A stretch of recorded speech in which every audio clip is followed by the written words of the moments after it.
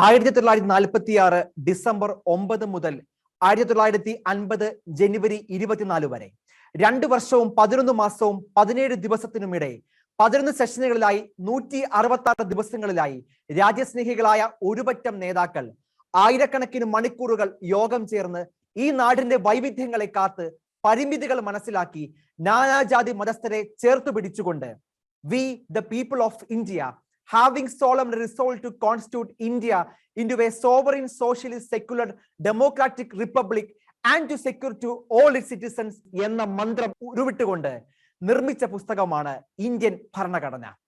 ആ പുസ്തകം തൊട്ട് ആ പുസ്തകത്തെ അനുസരിച്ച് ഭരിച്ചു കൊള്ളാമെന്ന് സത്യം ചെയ്ത MLA ആയി പിന്നെ മന്ത്രിയായി മാറിയ ഒരു മനുഷ്യന്റെ അവഹേളനമാണ് ഈ ദിവസം ഞെട്ടലോടെ നമ്മൾ കണ്ടത്.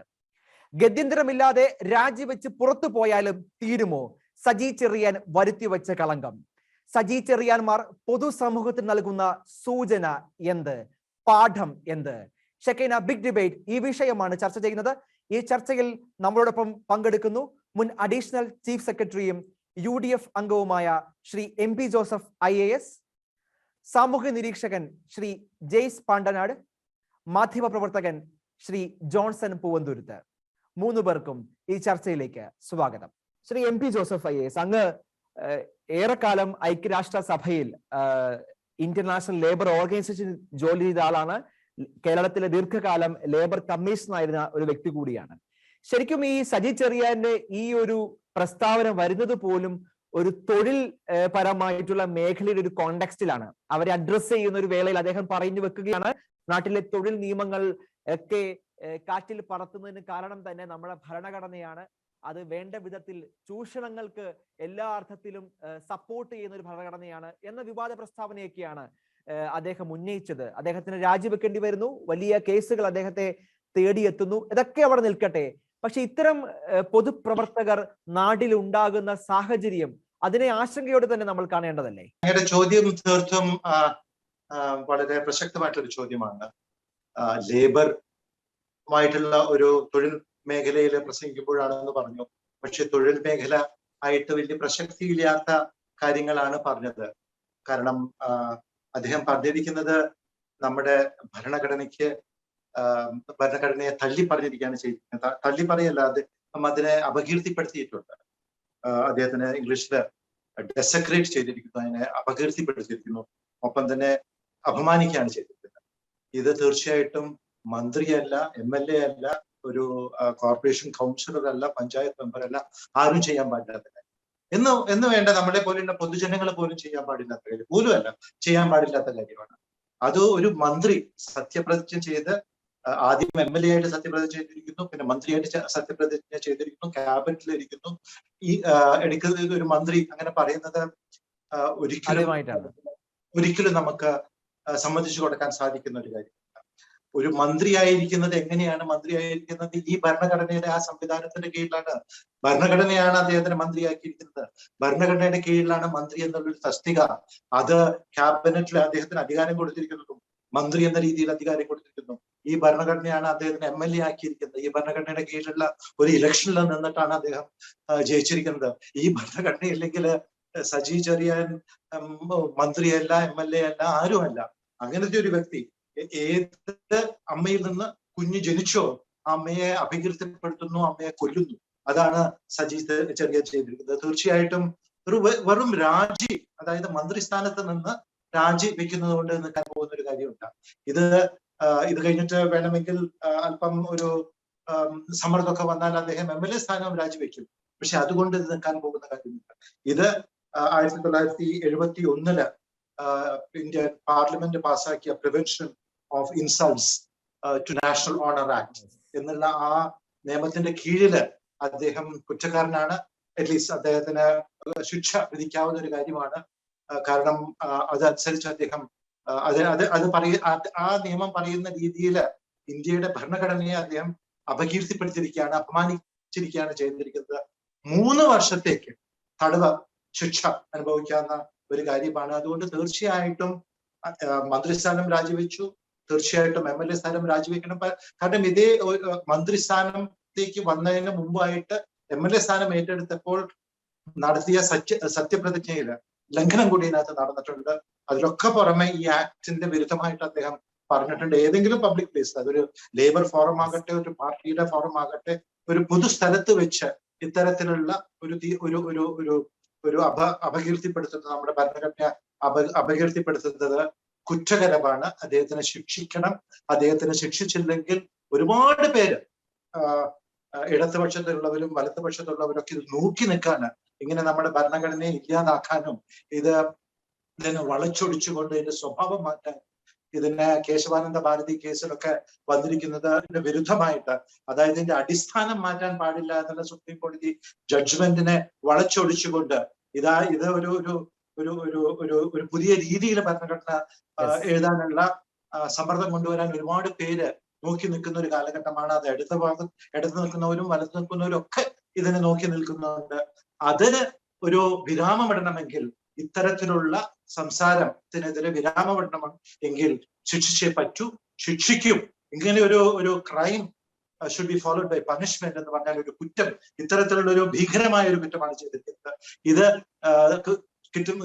കുറ്റം ചെയ്താൽ തീർച്ചയായിട്ടും ശിക്ഷ വരും എന്നുള്ളതിനെ പറ്റി ജനം മനസ്സിലാക്കണം, പൊതുജനം മനസ്സിലാക്കണം. എന്നാൽ മാത്രമേ ഇത്തരത്തിലുള്ള പ്രവണതകൾ കുറഞ്ഞു വരികയുള്ളൂ. തീർച്ചയായും ഞാൻ തിരിച്ചു വരാം.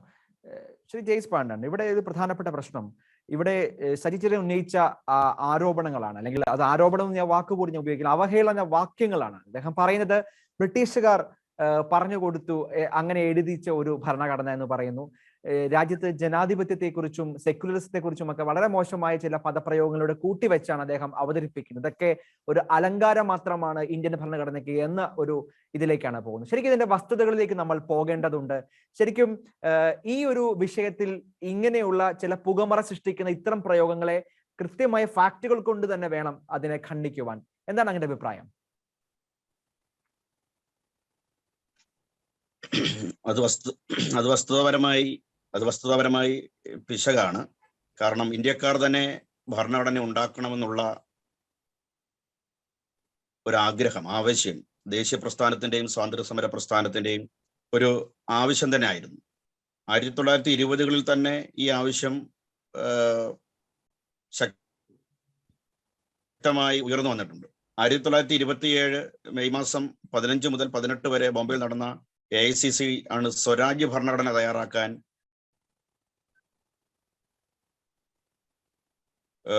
പ്രവർത്തക സമിതിയെ ചുമതലപ്പെടുത്തിയ ഒരു പ്രമേയം തന്നെ പാസ്സാക്കുന്നു. അത് 1927-ലാണ്. അതിന്റെ ഭാഗമായിട്ട് പ്രമേയം പാസ്സാക്കി വിവിധ പ്രവിശ്യകളിലെ പ്രതിനിധികളുമായും രാഷ്ട്രീയ പാർട്ടികളുമായിട്ടുമൊക്കെ ചർച്ച ചെയ്ത് അതിനുശേഷം മദ്രാസിൽ നടന്ന സമ്മേളനത്തിൽ കമ്മിറ്റി തന്നെ രൂപീകരിക്കുകയുണ്ടായി. സാമാജികരോടും രാഷ്ട്രീയ പാർട്ടികളോടും പ്രസ്ഥാനത്തിലുള്ളവരോടും ഒക്കെ അഭിപ്രായം ആരാഞ്ഞുകൊണ്ട് മാത്രം ഒരു ഭരണഘടന ഉണ്ടാക്കണം. അപ്പോൾ ഇന്ത്യക്കാർ തന്നെ ഒരു ഭരണഘടന ഉണ്ടാക്കണം എന്നുള്ള ആഗ്രഹമായിരുന്നു ദേശീയ പ്രസ്ഥാനത്തിനുണ്ടായിരുന്നത്, ദേശീയ നേതാക്കന്മാർക്കുണ്ടായിരുന്നു. 1928 മാർച്ചില് ഈ കമ്മിറ്റി റിപ്പോർട്ട് തന്നെ സമർപ്പിച്ചു. 28-ല് പിന്നീട് all India Muslim league committee നിന്ന് പിന്മാറി. അത് ഞാൻ വിശദീകരിക്കുന്നില്ല. അതിനുശേഷം മോട്ടിലാൽ നെഹ്റുവിന്റെ നേതൃത്വത്തിൽ ഒരു നിർമ്മാണ കമ്മിറ്റി തന്നെ രൂപീകരിക്കുകയാണ്. പക്ഷേ ബ്രിട്ടീഷുകാർ ഇതൊന്നും ഒരിക്കലും അംഗീകരിച്ചിരുന്നില്ല.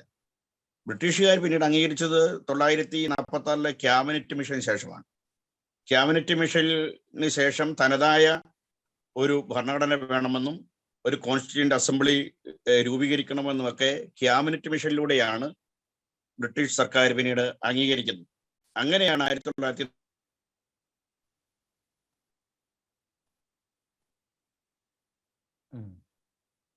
1946 നവംബർ മാസത്തിൽ അവിടെ സഭ ആദ്യം കൂടുന്നതും അങ്ങനെ തന്നെയാണ്. അങ്ങനെ 20 മുതൽ നടക്കുന്ന 27 നടക്കുന്ന ഒരു പ്രോസസ്സിന്റെ ഭാഗമായിട്ടാണ് ഇന്ത്യക്കാർ തന്നെ എഴുതണം, അതിന് പ്രാപ്തരാണ് ഇന്ത്യക്കാര് എന്ന് കൃത്യമായി ബോധ്യപ്പെടുത്തുന്ന ഒരു ചരിത്രം തന്നെയാണ്. അന്ന് രൂപീകരിക്കപ്പെട്ട ഭരണഘടനാ നിർമ്മാണ സഭ 2 വർഷവും 11 മാസവും 18 ദിവസവും കൊണ്ടാണ് ഈ ഭരണഘടന പൂർത്തിയാക്കുന്നത്. അതിൽ 389ഓളം അംഗങ്ങളുണ്ടായിരുന്നു. വിഭജനത്തിന് ശേഷം പാകിസ്ഥാനിലേക്ക് പലരും പോയി. അങ്ങനെ 299 അംഗങ്ങൾ ഉള്ള ഒരു വിശാലമായ ഒരു ഭരണഘടനാ അസംബ്ലിയാണ്. ഏകദേശം 11 സെഷനുകളിലായിട്ട് 165 ദിവസം അവർ ഇരുന്നു. അതിൽ 114 ദിവസവും കരട് ചർച്ച ചെയ്യുകയാണ് ചെയ്തത്. 114 ദിവസം കരട് ചർച്ച ചെയ്യുകയാണ്. 1947 ഓഗസ്റ്റ് മാസം 29 ഡ്രാഫ്റ്റ് തയ്യാറാക്കാൻ വേണ്ടി ഒരു കമ്മിറ്റി, ഡ്രാഫ്റ്റ് തയ്യാറാക്കൽ കമ്മിറ്റി തന്നെ രൂപീകരിച്ചു. ബാബാ സാഹേബ് ഡോക്ടർ BR അംബേദ്കർ ആയിരുന്നു ഡ്രാഫ്റ്റ് കമ്മിറ്റിയുടെ ചെയർമാൻ. അംബേദ്കറിന്റെ നേതൃത്വത്തിൽ ഏകദേശം 141 ദിവസം ചർച്ച ചെയ്ത ശേഷമാണ് ഭരണഘടന അസംബ്ലിയിലേക്ക് സമർപ്പിക്കാൻ കരട് തയ്യാറാക്കി. BN റാവു ആണ് കരട് സമർപ്പിക്കുന്നത്. അപ്പോൾ ആ കരട് തന്നെ 114 ദിവസം ചർച്ച ചെയ്ത് ഏകദേശം 7635 ഭേദഗതികൾ അവതരിപ്പിച്ചതിൽ 2473 ഭേദഗതികൾ പരിഗണിച്ചുകൊണ്ടാണ് 395 ആർട്ടിക്കിളും 8 പട്ടികകളുമുള്ള ഭരണഘടന തയ്യാറാക്കുന്നത്. അപ്പൊ ഇത് കൃത്യമായി ഇതിന്റെ ഒരു ചരിത്രം അതാണ്. ഇതറിയണമെങ്കിൽ P. രാജീവ് തന്നെ എഴുതിയ, നമ്മുടെ മന്ത്രി P. രാജീവ് എഴുതിയ ഭരണഘടന ചരിത്രവും സംസ്കാരവും എന്ന് പറഞ്ഞൊരു പുസ്തകമുണ്ട്. അത് ഒരു 120 പേജ് മാത്രമേ ഉള്ളൂ. വളരെ മനോഹരമാണ്. അതുപോലെ തന്നെ ഇന്ത്യൻ ഭരണഘടനയുടെ ചരിത്രം ഡോക്ടർ MB പൈലി എഴുതിയത്, അഡ്വക്കേറ്റ് VN ഹരിദാസിന്റെ ഇന്ത്യൻ ഭരണഘടന റിപ്പബ്ലിക്കിന്റെ അതീവന ചരിത്രം, ബാബാസാഹിബിന്റെ ഡോക്ടർ BR അംബേദ്കറിന്റെ ഇന്ത്യൻ ഭരണഘടന അവലോകനം, ഡോക്ടർ MB പൈലിയുടെ ഇന്ത്യൻ ഭരണഘടന അടക്കമുള്ള വിഷയങ്ങളെല്ലാം കൃത്യമായി ഇത് പറയുന്നുണ്ട്. ഏറ്റവും കുറഞ്ഞത് P. രാജീവ് പോലും അത് വിശദീകരിക്കുന്നുണ്ട്, ഇപ്പോഴത്തെ നമ്മുടെ മിനിസ്റ്റർ. അപ്പോൾ അത് മാത്രമല്ല, ഈ ഭരണഘടനാ അസംബ്ലിയിലെ എത്രയോ ആൾക്കാരാണ്, മലയാളികൾ പോലും മദ്രാസിൽ നിന്നും അതുപോലെ തന്നെ ട്രാവൂർ കൊച്ചിൻ പ്രവിശ്യയിൽ നിന്നൊക്കെ ഇഷ്ടം പോലെ ആൾക്കാർ വന്നിരുന്നു. അമ്മു സ്വാമിനാഥനെ പോലെയുള്ള വനിതകള്, ആനിമസ്ക്രീന്, ദാക്ഷായണി വേലായുധൻ. അപ്പോൾ നമ്മൾ എഴുതിയെന്ന് പറയുമ്പോൾ നമുക്ക് അഭിമാനിക്കണം. ദാക്ഷായണി വേലായുധൻ എന്ന് പറയുന്ന ഇന്ത്യയിൽ തന്നെ ബിരുദം നേടിയ ആദ്യത്തെ ദളിത് വനിതയാണ്. പുരയ സമുദായത്തിൽപ്പെട്ട ദാക്ഷായണി വേലായുധൻ എന്ന് പറയുന്ന അവർ ഈ അസംബ്ലിയിൽ അംഗമായിരുന്നു. സരോജിനി നായിഡു, രാജകുമാരി അമൃത കൗർ, മലയാളിയല്ല, ഇങ്ങനെ വിജയലക്ഷ്മി പണ്ഡിറ്റ്, 15ഓളം വനിതകൾ തന്നെ അതിനകത്തുണ്ട്.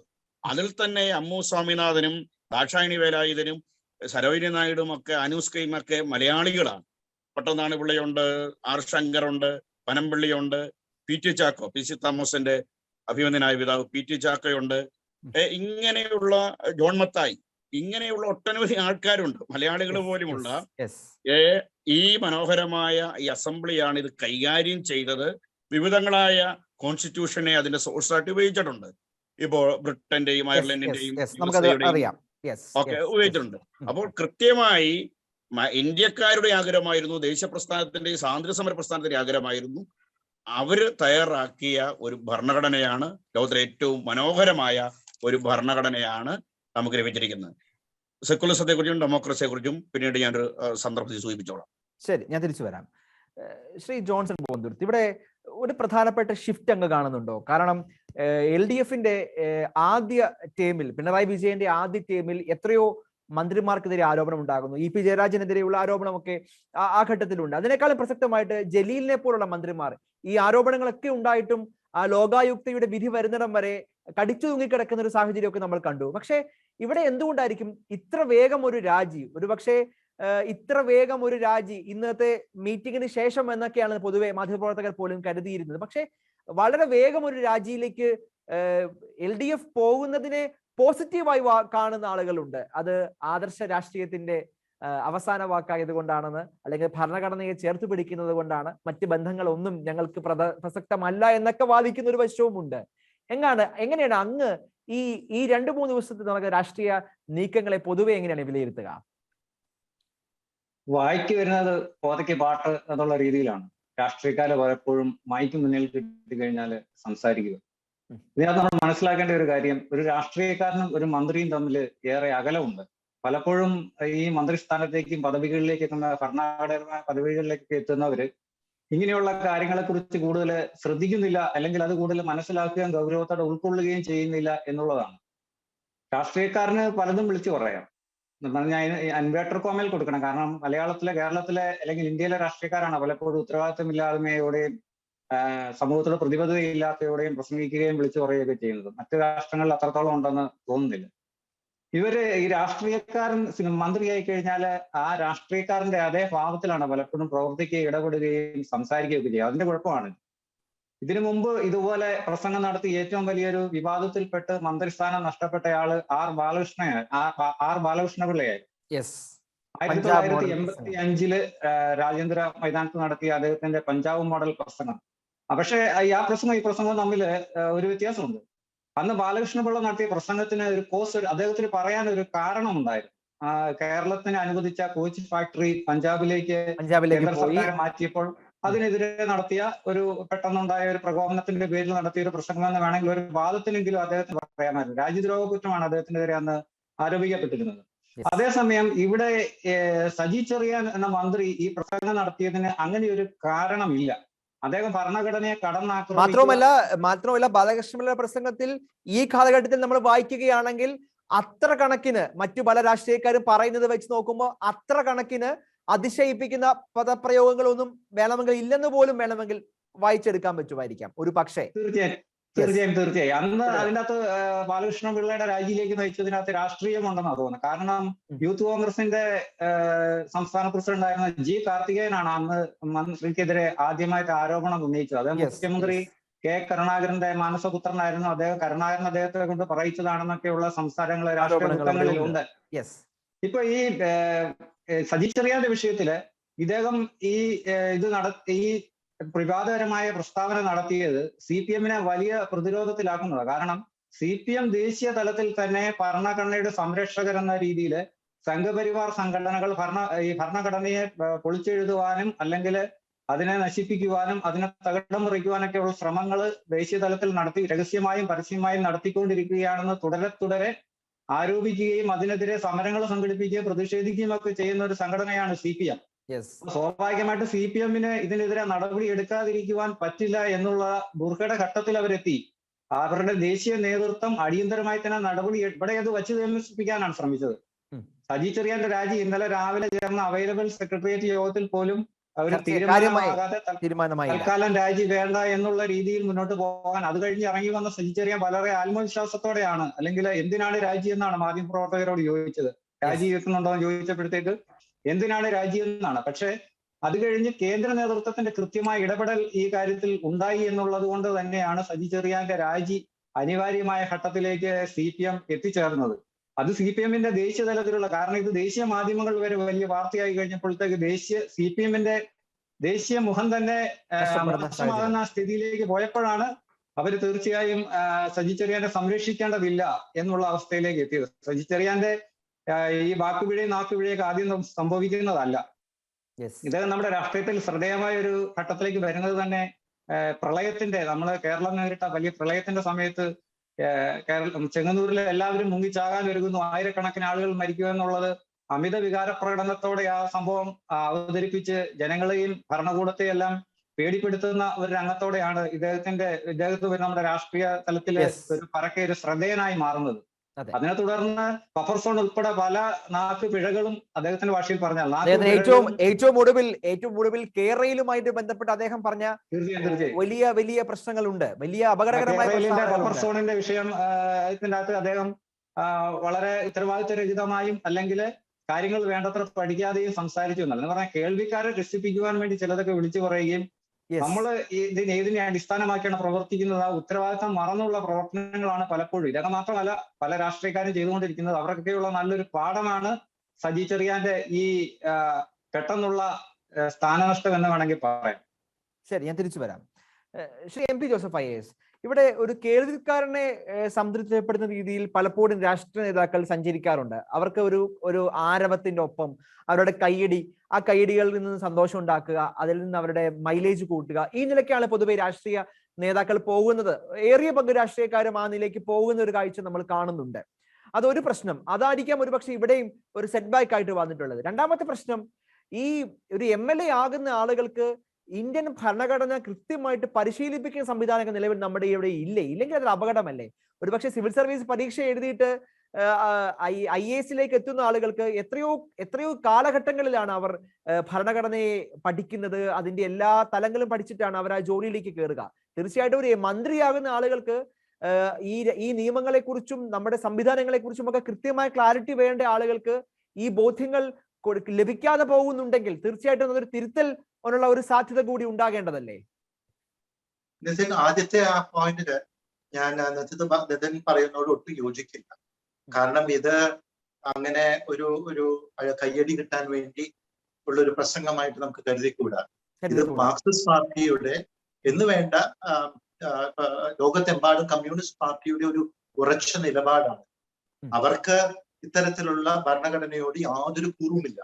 അവരുടെ പൂർണ്ണമായിട്ടുള്ള അധികാരം ഒരു കമ്മ്യൂണിസ്റ്റ് രാഷ്ട്രത്തിന് വേണ്ടി ഉള്ള ഒരു കാൽവെപ്പായിട്ട് മാത്രം പക്ഷേ ശ്രീ എം പി ജോസഫ്, കേന്ദ്ര തലത്തിൽ ഭരണഘടന ഉയർത്തിപ്പിടിക്കുന്ന നയമാണ് LDF-ന് CPM-ന് ഉള്ളത്. യെച്ചൂരിയൊക്കെ എല്ലാ ഘട്ടങ്ങളിലും ഭരണഘടന ഉയർത്തിപ്പിടിച്ചുകൊണ്ട് സംസാരിക്കാൻ നമ്മൾ കാണുന്നുമുണ്ടല്ലോ. നമ്മള് കമ്മ്യൂണിസ്റ്റ് വിപ്ലവത്തിന്റെ ഒക്കെ ചരിത്രം നോക്കുകയാണെങ്കിൽ കമ്മ്യൂണിസ്റ്റ് വിപ്ലവം അല്പം മുന്നോട്ട് പോകുമ്പോൾ യെച്ചൂരികളൊക്കെ തള്ളിപ്പോകും. അവരൊക്കെ മോഡറേറ്റുകളാണ്. സാക്ഷാൽ അവരുടെ ഏറ്റവും എക്സ്ട്രീം ആയിട്ട് കാണുന്ന നേതാക്കളൊക്കെ ഏറ്റെടുക്കും. അതുകൊണ്ട് ഇത് കേരളത്തിൽ മാത്രമല്ല, ഇന്ത്യയിൽ മാത്രമല്ല, ലോകത്തെമ്പാടും ചരിത്രം കണ്ടിരിക്കുന്ന ഒരു പ്രതിവിധിയാണ്. അവര് ആ നാടിന്റെ ഭരണ സംവിധാനത്തിനോട്, ഭരണഘടനയോട് അവർക്ക് കൂറില്ല. അത് അവർക്കൊരു നടപടിക്രമം മാത്രമാണ്. പൂർണ്ണമായിട്ട് കമ്മ്യൂണിസ്റ്റ് പ്രസ്ഥാനം വളർത്തി ഒരു കമ്മ്യൂണിസ്റ്റ് രാഷ്ട്രമാക്കി മാറ്റാനായിട്ട് അത് എല്ലായിടത്തും കാണാൻ സാധിക്കും. അതിന്റെ ഏറ്റവും വലിയ ഉദാഹരണം, ഞാൻ തൃക്കരിപ്പൂരാണ് മത്സരിച്ചത്. തൃക്കരിപ്പൂരിലത്തെ പാർട്ടി ഗ്രാമങ്ങളാണ്, കണ്ണൂരിലത്തെ പാർട്ടി ഗ്രാമങ്ങളാണ്, ആ ഭാഗത്തൊക്കെ കാസർഗോഡത്തെ പാർട്ടി ഗ്രാമങ്ങളാണ്. ഈ പാർട്ടി ഗ്രാമങ്ങളിലേക്ക് ഇന്ത്യയുടെ പരമാധികാരം അവിടെ നടപ്പാക്കില്ല. അവിടെ ഇന്ത്യയുടെ ഭരണഘടന അവിടെ നടപ്പാക്കില്ല. നടപ്പാക്കുന്നത് കമ്മ്യൂണിസ്റ്റ് മാനിഫെസ്റ്റോയും കമ്മ്യൂണിസ്റ്റ് അവിടെ മാർക്സിസ്റ്റ് പാർട്ടി തീരുമാനിക്കുന്ന ഏരിയ കമ്മിറ്റിയോ അല്ലെങ്കിൽ ലോക്കൽ കമ്മിറ്റിയോ അല്ലെങ്കിൽ ബ്രാഞ്ച് കമ്മിറ്റിയോ തീരുമാനിക്കുന്ന കാര്യങ്ങളാണ് അവിടെ നടപ്പിലാകുക. അവിടെ താമസിക്കുന്നവരെ എല്ലാവർക്കും ഇവര് പറയുന്ന, പാർട്ടി പറയുന്ന രീതിയിൽ നടക്കണം. അവര് ജോലി എന്ത് ചെയ്യണം, എന്ത് ചെയ്തുകൂടാ, ഏതു സ്കൂളിൽ പോകണം, ഏതു സ്കൂളിൽ പഠിക്കണം, പഠിച്ചുകൂടാ എന്ന എല്ലാ തീരുമാനങ്ങളും സാമൂഹ്യപരമായിട്ടും വ്യക്തിപരമായിട്ടും സാമ്പത്തികപരമായിട്ടുള്ള എല്ലാ തീരുമാനങ്ങളും പാർട്ടി ഗ്രാമങ്ങളില് അവിടുത്തെ മാർക്സിസ്റ്റ് പാർട്ടി കൽപ്പിക്കുന്ന പോലെ ചെയ്യണം. അവരാണ് അവിടുത്തെ കോടതി, അവരാണ് അവിടുത്തെ പോലീസ്, അവരാണ് അവിടുത്തെ പട്ടാളം, അവരാണ് അവിടെ ശിക്ഷ നടപ്പിലാക്കുന്നത്, അവരാണ് അവിടെ ശിക്ഷ തീരുമാനിക്കുന്നതും നടപ്പിലാക്കുന്നത്. അത്തരത്തിലുള്ള സംവിധാനമാണ് പാർട്ടി ഗ്രാമങ്ങൾ. പാർട്ടി ഗ്രാമങ്ങളില് ഇന്ത്യൻ ഭരണഘടന നടപ്പിലാകുന്നില്ല എന്ന്, പാർട്ടി ഗ്രാമങ്ങളിൽ ഇന്ത്യൻ ഭരണഘടനയെ പൂർണ്ണമായിട്ട് നിഷേധിക്കുകയാണ് ചെയ്യുന്നത്. അവിടെ ഇന്ത്യയുടെ പരമാധികാരം നടപ്പാക്കുന്നില്ല. അവിടെ പാർട്ടിയുടെ ഭരണഘടനയാണ് നടപ്പിലാക്കുന്നത്. പാർട്ടി തീരുമാനിക്കുന്നതാണ് അവിടെ നടപ്പാക്കുന്നത്. അപ്പോൾ സജി ചെറിയാൻ പറഞ്ഞ ആ സിദ്ധാന്തത്തിന്റെ പ്രായോഗികമായിട്ടുള്ള വശം നമുക്ക് ഈ പാർട്ടി ഗ്രാമങ്ങളിൽ കാണാം. അതൊക്കെ കെ സുധാകരനൊക്കെ നന്നായിട്ട് അറിയാം. ഞാൻ ഈ അടുത്ത കാലത്ത് അവിടെ പോയി മത്സരിച്ചപ്പോഴാണ് എനിക്കിത് മനസ്സിലാക്കുന്നത്. നമ്മള് ഈ കേരളത്തിന്റെ മധ്യ ജില്ലകളിലും തെക്കൻ ജില്ലകളിലും ഒക്കെ ഇരിക്കുന്നവർക്ക് അതിന്റെ അഗാധം മനസ്സിലാക്കില്ല. അവിടെ പോയിട്ട് 2-3 മാസം താമസിച്ച് ഇത്തരത്തിലുള്ള ഒരു രാഷ്ട്രീയ രംഗത്ത് ഇറങ്ങിയാൽ മാത്രമേ അതിന്റെ അഗാധം മനസ്സിലാക്കുള്ളൂ. അവിടെ അതിനെ നാനോ ചൈനകൾ എന്നാണ് വിശേഷിപ്പിക്കുന്നത്. ചിന്ന ചൈനകളാണ് അവിടെ. ചൈനയുടെ പോലത്തെ ഒരു തീരുമാനം ആണ് അവിടെ നടപ്പിലാക്കുന്നത്. അത് ഒരിക്കലും നമുക്ക് നടപ്പിലാക്കാൻ, ഇന്ത്യൻ ഭരണഘടനയുടെ വിരുദ്ധമാണ്. അത് നമ്മുടെ പരമാധികാരത്തിനെ നിഷേധിക്കുന്നതാണ്. അത് ഭരണഘടനയെ നിഷേധിക്കുന്നതാണ്. അത് തീർച്ചയായിട്ടും അതുകൊണ്ട് ഇതൊരു നാക്കുപിഴവ അല്ലെങ്കിൽ സജി ചെറിയാൻ സാധാരണ പറയുന്ന പൊട്ടത്തരങ്ങളുടെ ഭാഗമായിട്ട് ഒരു പൊട്ടത്തരം മാത്രമായിട്ട് ഇതിനെ കണക്കുകൂട്ടാൻ പറ്റില്ല. ഇത് കരുതിക്കൂട്ടിയുള്ള ഒരു മാർക്സിസ്റ്റ് നയത്തിന്റെ ഒരു അവതരണം മാത്രമായിട്ടേ കാണാൻ സാധിക്കുകയുള്ളൂ. ഇത് പറയുമ്പോൾ ഒരു കാര്യം കൂടി, ഞാൻ നേരത്തെ നിതിൻ പറഞ്ഞൊരു കാര്യത്തിലേക്ക് ഒന്ന് അല്പം പുറകോട്ട് പോവുകയാണ്. ഇത് ബ്രിട്ടീഷുകാരാണ് ഈ നിയമം, ഈ ഭരണഘടന കൊണ്ടുവരുന്നത് എന്ന് പറയുമ്പോൾ ഏറ്റവും വലിയ അദ്ദേഹം ഇത് ഏറ്റവും വലിയ വിരൽ ചൂണ്ടുന്നത് അല്ലെങ്കിൽ ഏറ്റവും കൂടുതൽ അപമാനിപ്പിക്കുന്നത് അംബേദ്കറിനെയാണ്. നമ്മുടെ ദളിത് സമൂഹത്തിനെയാണ് അപമാനിക്കുന്നത്. അംബേദ്കർ ആണ് ഇതിന്റെ ഒരു കർത്താവ്, ഈ ഭരണഘടനയുടെ കർത്താവ്. അദ്ദേഹം ഒരു പണ്ഡിതനാണ്. ഒരുപാട് അമേരിക്കൻ കോൺസ്റ്റിറ്റ്യൂഷൻ, ബ്രിട്ടൻ അല്ലെങ്കിലും അവിടുത്തെ എന്താണ് അവിടുത്തെ നാട്ടു നടപ്പ്, അവിടുത്തെ രീതികൾ എന്താണെന്ന് French constitution, Italian constitution, Japanese constitution എന്നായിട്ടില്ല, എല്ലാം പഠിച്ചുകൊണ്ടുള്ള അത് നമുക്ക് ഏത് രീതിയിൽ ഗുണകരം ചെയ്യും എന്നുള്ള രീതിയിലുള്ള ഒന്നാണ്. അതുകൊണ്ട് ദലിത്തുകളെയാണ് മാർക്സിസ്റ്റ് പാർട്ടി തള്ളി പറയുന്നത്, സജി ചെറിയാൻ തള്ളി പറയുന്നു. അപ്പൊ ഞാൻ ഒരു കാര്യം, ഇത് ഭരണഘടനയെ വിമർശിക്കാൻ പാടില്ല എന്നൊന്നും നമുക്ക് പറയാൻ സാധിക്കില്ല. അതുകൊണ്ടാണല്ലോ അതിനകത്ത് കുറവുകൾ ഉണ്ടെങ്കിൽ, ന്യൂനതകൾ ഉണ്ടെങ്കിൽ, അല്ലെങ്കിൽ കാലക്രമേണ കാലം മാറുമ്പോൾ 75 വർഷം പിന്നിടുമ്പോൾ അതിനകത്ത് മാറ്റം വരുത്താം. അതിനാണ് ഭേദഗതി. ആ ഭേദഗതി എങ്ങനെ ചെയ്യണമെന്ന് പറയുന്നത് പോലും ഭരണഘടനയുടെ ഭാഗമായിട്ടാണ്. അതുപോലെ ഭേദഗതി ചെയ്യാൻ പാടുള്ളൂ. അത് ഭേദഗതി ചെയ്യുമ്പോൾ പോലും നേരത്തെ പോലെ കേശവഭാരതി ജഡ്ജ്മെന്റിൽ സുപ്രീം കോടതി പറഞ്ഞ പോലെ അതിന്റെ അടിസ്ഥാന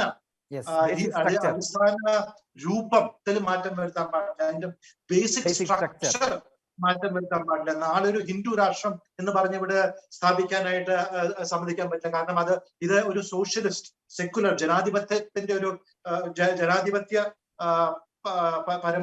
പരമാധികാര രാജ്യമായിട്ടാണ് ഇതിനെ വിശേഷിപ്പിക്കുന്നത്. അതിന്റെ എന്താ പറയാ, അതിന്റെ അടിസ്ഥാന ബേസിക് സ്ട്രക്ചർ മാറ്റാൻ പറ്റില്ല. അതും കൂടി നമ്മൾ മനസ്സിലാക്കണം. അതുകൊണ്ട് മാറ്റങ്ങളൊക്കെ വരുത്താം. ദളിതിനെ പറ്റി പറഞ്ഞതുകൊണ്ട് ഞാൻ പറയാണ്, നമ്മൾ ഈ ഭരണഘടനയിലെ എന്നെ സംബന്ധിച്ച് ഒരു മാറ്റം വരുത്തേണ്ടത് നമ്മുടെ ദളിത് ക്രിസ്ത്യാനികളെ കുറിച്ചാണ്. ദളിത് ക്രിസ്ത്യാനികൾക്ക് മറ്റുള്ള ദളിതന്മാർക്ക് കിട്ടുന്ന ആനുകൂല്യങ്ങൾ ഒന്നും കിട്ടുന്നില്ല. ഇതിന്റെ ചർച്ചയുടെ ഭാഗമായിട്ട് തന്നെ നമ്മൾ അതിനെപ്പറ്റി ആലോചിക്കണം. എന്തുകൊണ്ട് ഒരു ഇന്ത്യൻ പൗരൻ, ഒരു ദളിതനായാൽ, ഒരു ക്രിസ്ത്യാനി ആയാൽ ആ ദളിതിന് കിട്ടുന്ന ആനുകൂല്യങ്ങൾ എന്തുകൊണ്ട് നിഷേധിക്കപ്പെടണം? അത് നിഷേധിക്കാൻ പാടില്ല. അതിനകത്ത് തീർച്ചയായിട്ടും ഒരു മാറ്റം, ഒരു ഭേദഗതി വരുത്തേണ്ടതാണ്. അതുകൊണ്ട് അങ്ങനെ ഭേദഗതി വരുത്തിക്കൊണ്ട് നമുക്ക് മാറ്റങ്ങൾ ചെയ്യാൻ സാധിക്കും എന്നുള്ളത് നമ്മൾ മനസ്സിലാക്കിക്കൊണ്ട് തന്നെ മുന്നോട്ട് പോകണം. പക്ഷെ ഇതല്ല, ഇത് അപകീർത്തിപ്പെടുത്തലാണ് ഇപ്പൊ സംഭവിച്ചിരിക്കുന്നത്. അത് അപമാനിക്കുകയാണ് ചെയ്തിരിക്കുന്നത്. അത് അനുവദിച്ചുകൂടാ, അതിനെ ശിക്ഷിച്ചേ പറ്റൂ. ഒരു കാര്യം കൂടി ഞാൻ പറഞ്ഞോട്ടെ. ഞാൻ ഈ പറയാൻ പോകുന്നത് 100% ശരിയാണോ തെറ്റാണോ എന്ന് എനിക്ക് അറിഞ്ഞുകൂടാ. പക്ഷെ ഞാൻ സൂചിപ്പിക്കുന്നു മാത്രമല്ലോ, ഈ കോൺസ്റ്റിറ്റ്യൂവന്റ് അസംബ്ലിയിൽ നിന്ന് ഇറങ്ങിപ്പോയത് നേരത്തെ ഇവിടെ സൂചിപ്പിച്ചതോ, അത് ഇന്ത്യൻ യൂണിയൻ മുസ്ലിം ലീഗ് അല്ല, അത് മുസ്ലിം ലീഗാണ് ഇറങ്ങിപ്പോയത്. ജിന്നയുടെ കീഴിലുള്ള മുസ്ലിം ലീഗാണ് ഇറങ്ങിപ്പോയത്. ഇന്ത്യൻ യൂണിയൻ മുസ്ലിം ലീഗ് പിന്നീട് UDF-ന്റെ ഭാഗമായ ഇന്ത്യൻ യൂണിയൻ മുസ്ലിം ലീഗ് പിന്നീടാണ് രൂപീകരിക്കപ്പെട്ടത്. ഇന്ത്യയുടെ ഇതിനു ശേഷം ഇറങ്ങിപ്പോയത് മുസ്ലിം ലീഗാണ്, ഇന്ത്യൻ യൂണിയൻ മുസ്ലിം ലീഗ് അല്ല. ആ ഒരു വകഭേദമുണ്ട് എന്ന് ഞാനൊന്ന് സൂചിപ്പിക്കുകയാണ്. UDF-ന്റെ ഭാഗമാണെന്ന് ഇന്ത്യൻ യൂണിയൻ മുസ്ലിം ലീഗ് എന്നത് കൂടി ഞാൻ പറയട്ടെ. ഞാൻ തിരിച്ചു വരാം ശ്രീ ജോസഫ്. ജയ്സ് പാനണ്ട്, ഇവിടെ പ്രധാനപ്പെട്ട ഒരു പ്രശ്നം സജി ചെറിയാൻ പറഞ്ഞ സ്റ്റേറ്റ്മെന്റിലെ രണ്ട് പ്രധാനപ്പെട്ട കാര്യങ്ങളുണ്ട്. ഒന്ന്, അദ്ദേഹം പറഞ്ഞത് ജനാധിപത്യം എന്നത് അല്ലെങ്കിൽ സെക്യുലറിസം എന്നത്, ഇതിനെയൊക്കെ മറ്റൊരു, ഞാനിവിടെ പറയുന്നില്ല ആ വാക്ക് എന്താണ് ഉപയോഗിച്ചത്, ആ നിലയ്ക്ക് ഒരു വാക്കായിട്ട് അദ്ദേഹം ഇതൊരു വെറും ഒരു അലങ്കാരം എന്ന നിലയിലാണ് അദ്ദേഹം അവതരിപ്പിക്കുന്നത്. തീർച്ചയായിട്ടും നമ്മുടെ ഭരണഘടന ചരിത്രം വായിക്കുമ്പോൾ നമുക്കറിയാം, നമ്മുടെ ഭരണഘടനയുടെ ഒരു എസൻസ് ആണ്, അല്ലെങ്കിൽ അതിന് കസ്റ്റാണ് ഈ പറയുന്ന കാര്യങ്ങളൊക്കെ തന്നെ നമുക്കറിയാമല്ലോ. ശരിക്കും ഈ ഒരു ഇതിനെ എങ്ങനെയാണ് അങ്ങ് കാണുക? അങ്ങ് എങ്ങനെയാണ് ഇതിനെ വായിക്കുക? ഇന്ത്യൻ ഭരണഘടനയുടെ ദാർശനികമായ അടിത്തറയാണ് ജനാധിപത്യവും മതേതരത്വവും സോഷ്യലിസവും. ഇതൊരു പരമാധികാര സോഷ്യലിസ്റ്റ് ജനാധിപത്യ മതേതര റിപ്പബ്ലിക്കാണ്. 1927 ഡിസംബർ 25 ഈ മനുസ്മൃതി കത്തിച്ചുകൊണ്ടാണ് ഡോക്ടർ BR അംബേദ്കർ ഇന്ത്യൻ ജനതയ്ക്ക് ഞാനൊരു ഭരണഘടന, ഒരു ഡോക്യുമെന്റ് കൊടുക്കുമെന്ന് പറഞ്ഞത്. ഇന്ത്യയിലെ ജനതയ്ക്കൊരു സെക്യുലർ ഐഡന്റിറ്റി കിട്ടിയത് ഭരണഘടന ലഭിച്ചപ്പോഴാണ്. കാരണം ബ്രിട്ടീഷുകാർ വരുന്നതിന് മുമ്പുള്ള ഇന്ത്യയെക്കുറിച്ച് നമുക്കറിയാം. ബ്രിട്ടീഷുകാർ വരുന്നതിന് മുമ്പുള്ള അല്ലെ കേരളം, 19-ാം നൂറ്റാണ്ടിലെ കേരളം എന്ന് പറഞ്ഞ പുസ്തകം P. ഭാസ്കരൻ എഴുതിയിട്ടുണ്ട്. മനുഷ്യനെ എല്ലാ തരത്തിലുള്ള അവകാശങ്ങളും നിഷേധിക്കപ്പെട്ട ഒരു ലോകത്തേക്കാണ് ബ്രിട്ടീഷുകാർ വരുന്നത്. അതിനുശേഷം അവർ പോകുമ്പോൾ ഇന്ത്യക്കൊരു ഭരണഘടന കിട്ടുമ്പോൾ അവർക്കൊരു സെക്യുലർ ഐഡന്റിറ്റി, ഒരു ഹ്യൂമൻ ഐഡന്റിറ്റി തന്നെ കിട്ടുകയാണ്. അതുകൊണ്ടാണ് 27 അദ്ദേഹം മനുസ്മൃതി കത്തിക്കുന്നത്. അതിനുശേഷം ഇന്ത്യക്കൊരു ഭരണഘടന ലഭിക്കുകയാണ്. ആ ഭരണഘടന എന്ന് പറയുന്നത് അതിൻ്റെ ഏറ്റവും പ്രധാനപ്പെട്ട വിഷയമാണ് ജനാധിപത്യം. കാരണം രാഷ്ട്രീയ ജനാധിപത്യത്തെക്കുറിച്ചും സാമൂഹിക ജനാധിപത്യത്തെക്കുറിച്ചും സാമ്പത്തിക ജനാധിപത്യം, political democracy, social democracy, economical democracy, ഇത് മൂന്നും ഡോക്ടർ BR അംബേദ്കർ അത് വിശദീകരിക്കുന്നുണ്ട്, ഭരണഘടനയെ പറയുന്നുണ്ട്. രാഷ്ട്രീയത്തിൽ സമത്വം ഉണ്ടാകാം, എല്ലാവർക്കും വോട്ട്, എല്ലാവരുടെയും വോട്ടിന് ഒരേ മൂല്യം. രാഷ്ട്രീയ സമത്വം ഉണ്ടെങ്കിലും സാമൂഹിക സമത്വം ഇല്ല നമ്മുടെ നാട്ടിൽ. രാഷ്ട്രീയ സമത്വം സാമൂഹിക സാമ്പത്തിക ജീവിതത്തിൽ അസമത്വം നിലനിൽക്കുന്നത് കൊണ്ട് രാഷ്ട്രീയ സമത്വം കൊണ്ടും പ്രയോജനം ഉണ്ടാകുന്നില്ല, പൊളിറ്റിക്കൽ ഡെമോക്രസി കൊണ്ട് മാത്രം പ്രയോജനം ഉണ്ടാകത്തില്ല, സോഷ്യൽ ഡെമോക്രസി ഉണ്ടാകാതെ, എക്കണോമിക് ഡെമോക്രസി ഉണ്ടാകാതെ. എല്ലാവർക്കും തൊഴിൽ, എല്ലാവർക്കും വിദ്യാഭ്യാസം, എല്ലാവർക്കും വീട്, വിഭവങ്ങളുടെ മേലുള്ള അധികാരം, ഭൂമിയുടെ വിഭവങ്ങളുടെ തുല്യ വിതരണം, ഡിസ്ട്രിബ്യൂഷൻ, ഇതൊക്കെ പ്രധാനപ്പെട്ട വിഷയമാണ്. അപ്പൊ റെപ്രസെന്റേഷൻ, പ്രാതിനിധ്യം, ഇതെല്ലാം പ്രധാനപ്പെട്ട വിഷയമാണ്. അതുകൊണ്ട് സാമ്പത്തികമായൊരു സ്വാതന്ത്ര്യം, സാമൂഹികമായ സ്വാതന്ത്ര്യം അതുണ്ടാകണം. ആ സോഷ്യൽ ഡെമോക്രസിക്ക് തടസ്സമെന്ന് പറയുന്നത് ഇന്ത്യയിലെ കാസ്റ്റാണ്. ബാബാ സാഹേബ് ഡോക്ടർ BR അംബേദ്കർ മനസ്സിലാക്കി. ഇന്ത്യയിലെ അടിസ്ഥാനപരമായ പ്രശ്നം, സാമൂഹിക ഘടനയുടെ ഏറ്റവും അടിസ്ഥാനപരമായ പ്രശ്നം കാസ്റ്റാണ് എന്ന് പറഞ്ഞ് രണ്ടുപേരേ ഉള്ളൂ. അത് ഡോക്ടർ BR അംബേദ്കറും രാം മനോഹർ ലോഹിയുമാണ്. ബാക്കി എല്ലാവരും കാസ്റ്റിനെ അഭിസംബോധന ചെയ്യുന്നതിൽ വലിയ പരാജയമാണ് ഉണ്ടായത്. വിവിധ രീതികളിൽ അഭിസംബോധന ചെയ്തിട്ടുണ്ട്.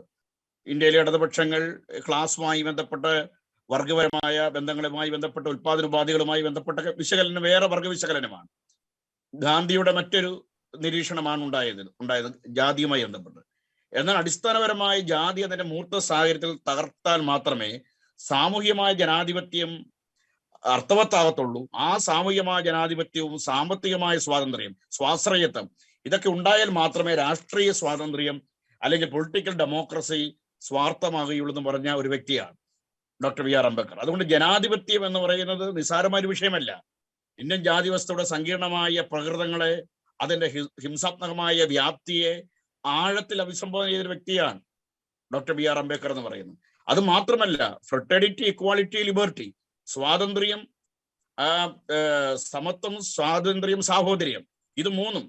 ഇത് നമുക്കറിയാം ഫ്രഞ്ച് വിപ്ലവത്തിൽ 1787-89 ഫ്രഞ്ച് വിപ്ലവത്തിന്റെ ഫ്രഞ്ച് ബുർഷാസിയുടെ മുദ്രാവാക്യമാണ്. പക്ഷെ ബാബാ സാഹിബ് പറയുന്നത് ഞാനിത് ഫ്രഞ്ച് വിപ്ലവത്തിൽ നല്ല എടുത്തത് ശ്രീ ബുദ്ധായിയുടെ ആശയങ്ങൾ നിന്ന് എടുത്തെന്ന് പറയുന്നുണ്ട്. അപ്പോൾ ഈ സ്വാതന്ത്ര്യം, സമത്വം, സാഹോദര്യം, ഈ സാഹോദര്യം എന്ന് പറയുന്നത് തന്നെ ഒരു മോറൽ ഡോക്യുമെന്റ് ആണ്. കാരണം ജനാധിപത്യം ഒരു ജീവിത വ്യവസ്ഥയായി മാറണം, ഒരു ജീവിതക്രമമായി മാറണമെന്നും വിശ്വസിച്ച ആളായിരുന്നു ഡോക്ടർ ബി ആർ അംബേദ്കർ എന്ന് പറയുന്നത്. അപ്പൊ ജാതിയെ മറികടക്കുന്ന ഒരു പൗരസമൂഹമായി, ഒരു പൂർണ്ണ രാഷ്ട്രമായി നമുക്ക് വരണമെങ്കിൽ സാഹോദര്യത്തിന്റെ അടിസ്ഥാനത്തിൽ മാത്രമേ അത് പറ്റുകയുള്ളൂ. വ്യക്തികളുടെ ഡിഗ്നിറ്റിയെ ഇൻഡിവിജ്വലായി, അത് ഭരണഘടന പറയുന്നുണ്ടല്ലോ, ആർട്ടിക്കിൾ 21 പറയുന്നുണ്ട് പേഴ്സണൽ ലിബർട്ടിയുമായി ബന്ധപ്പെട്ട്.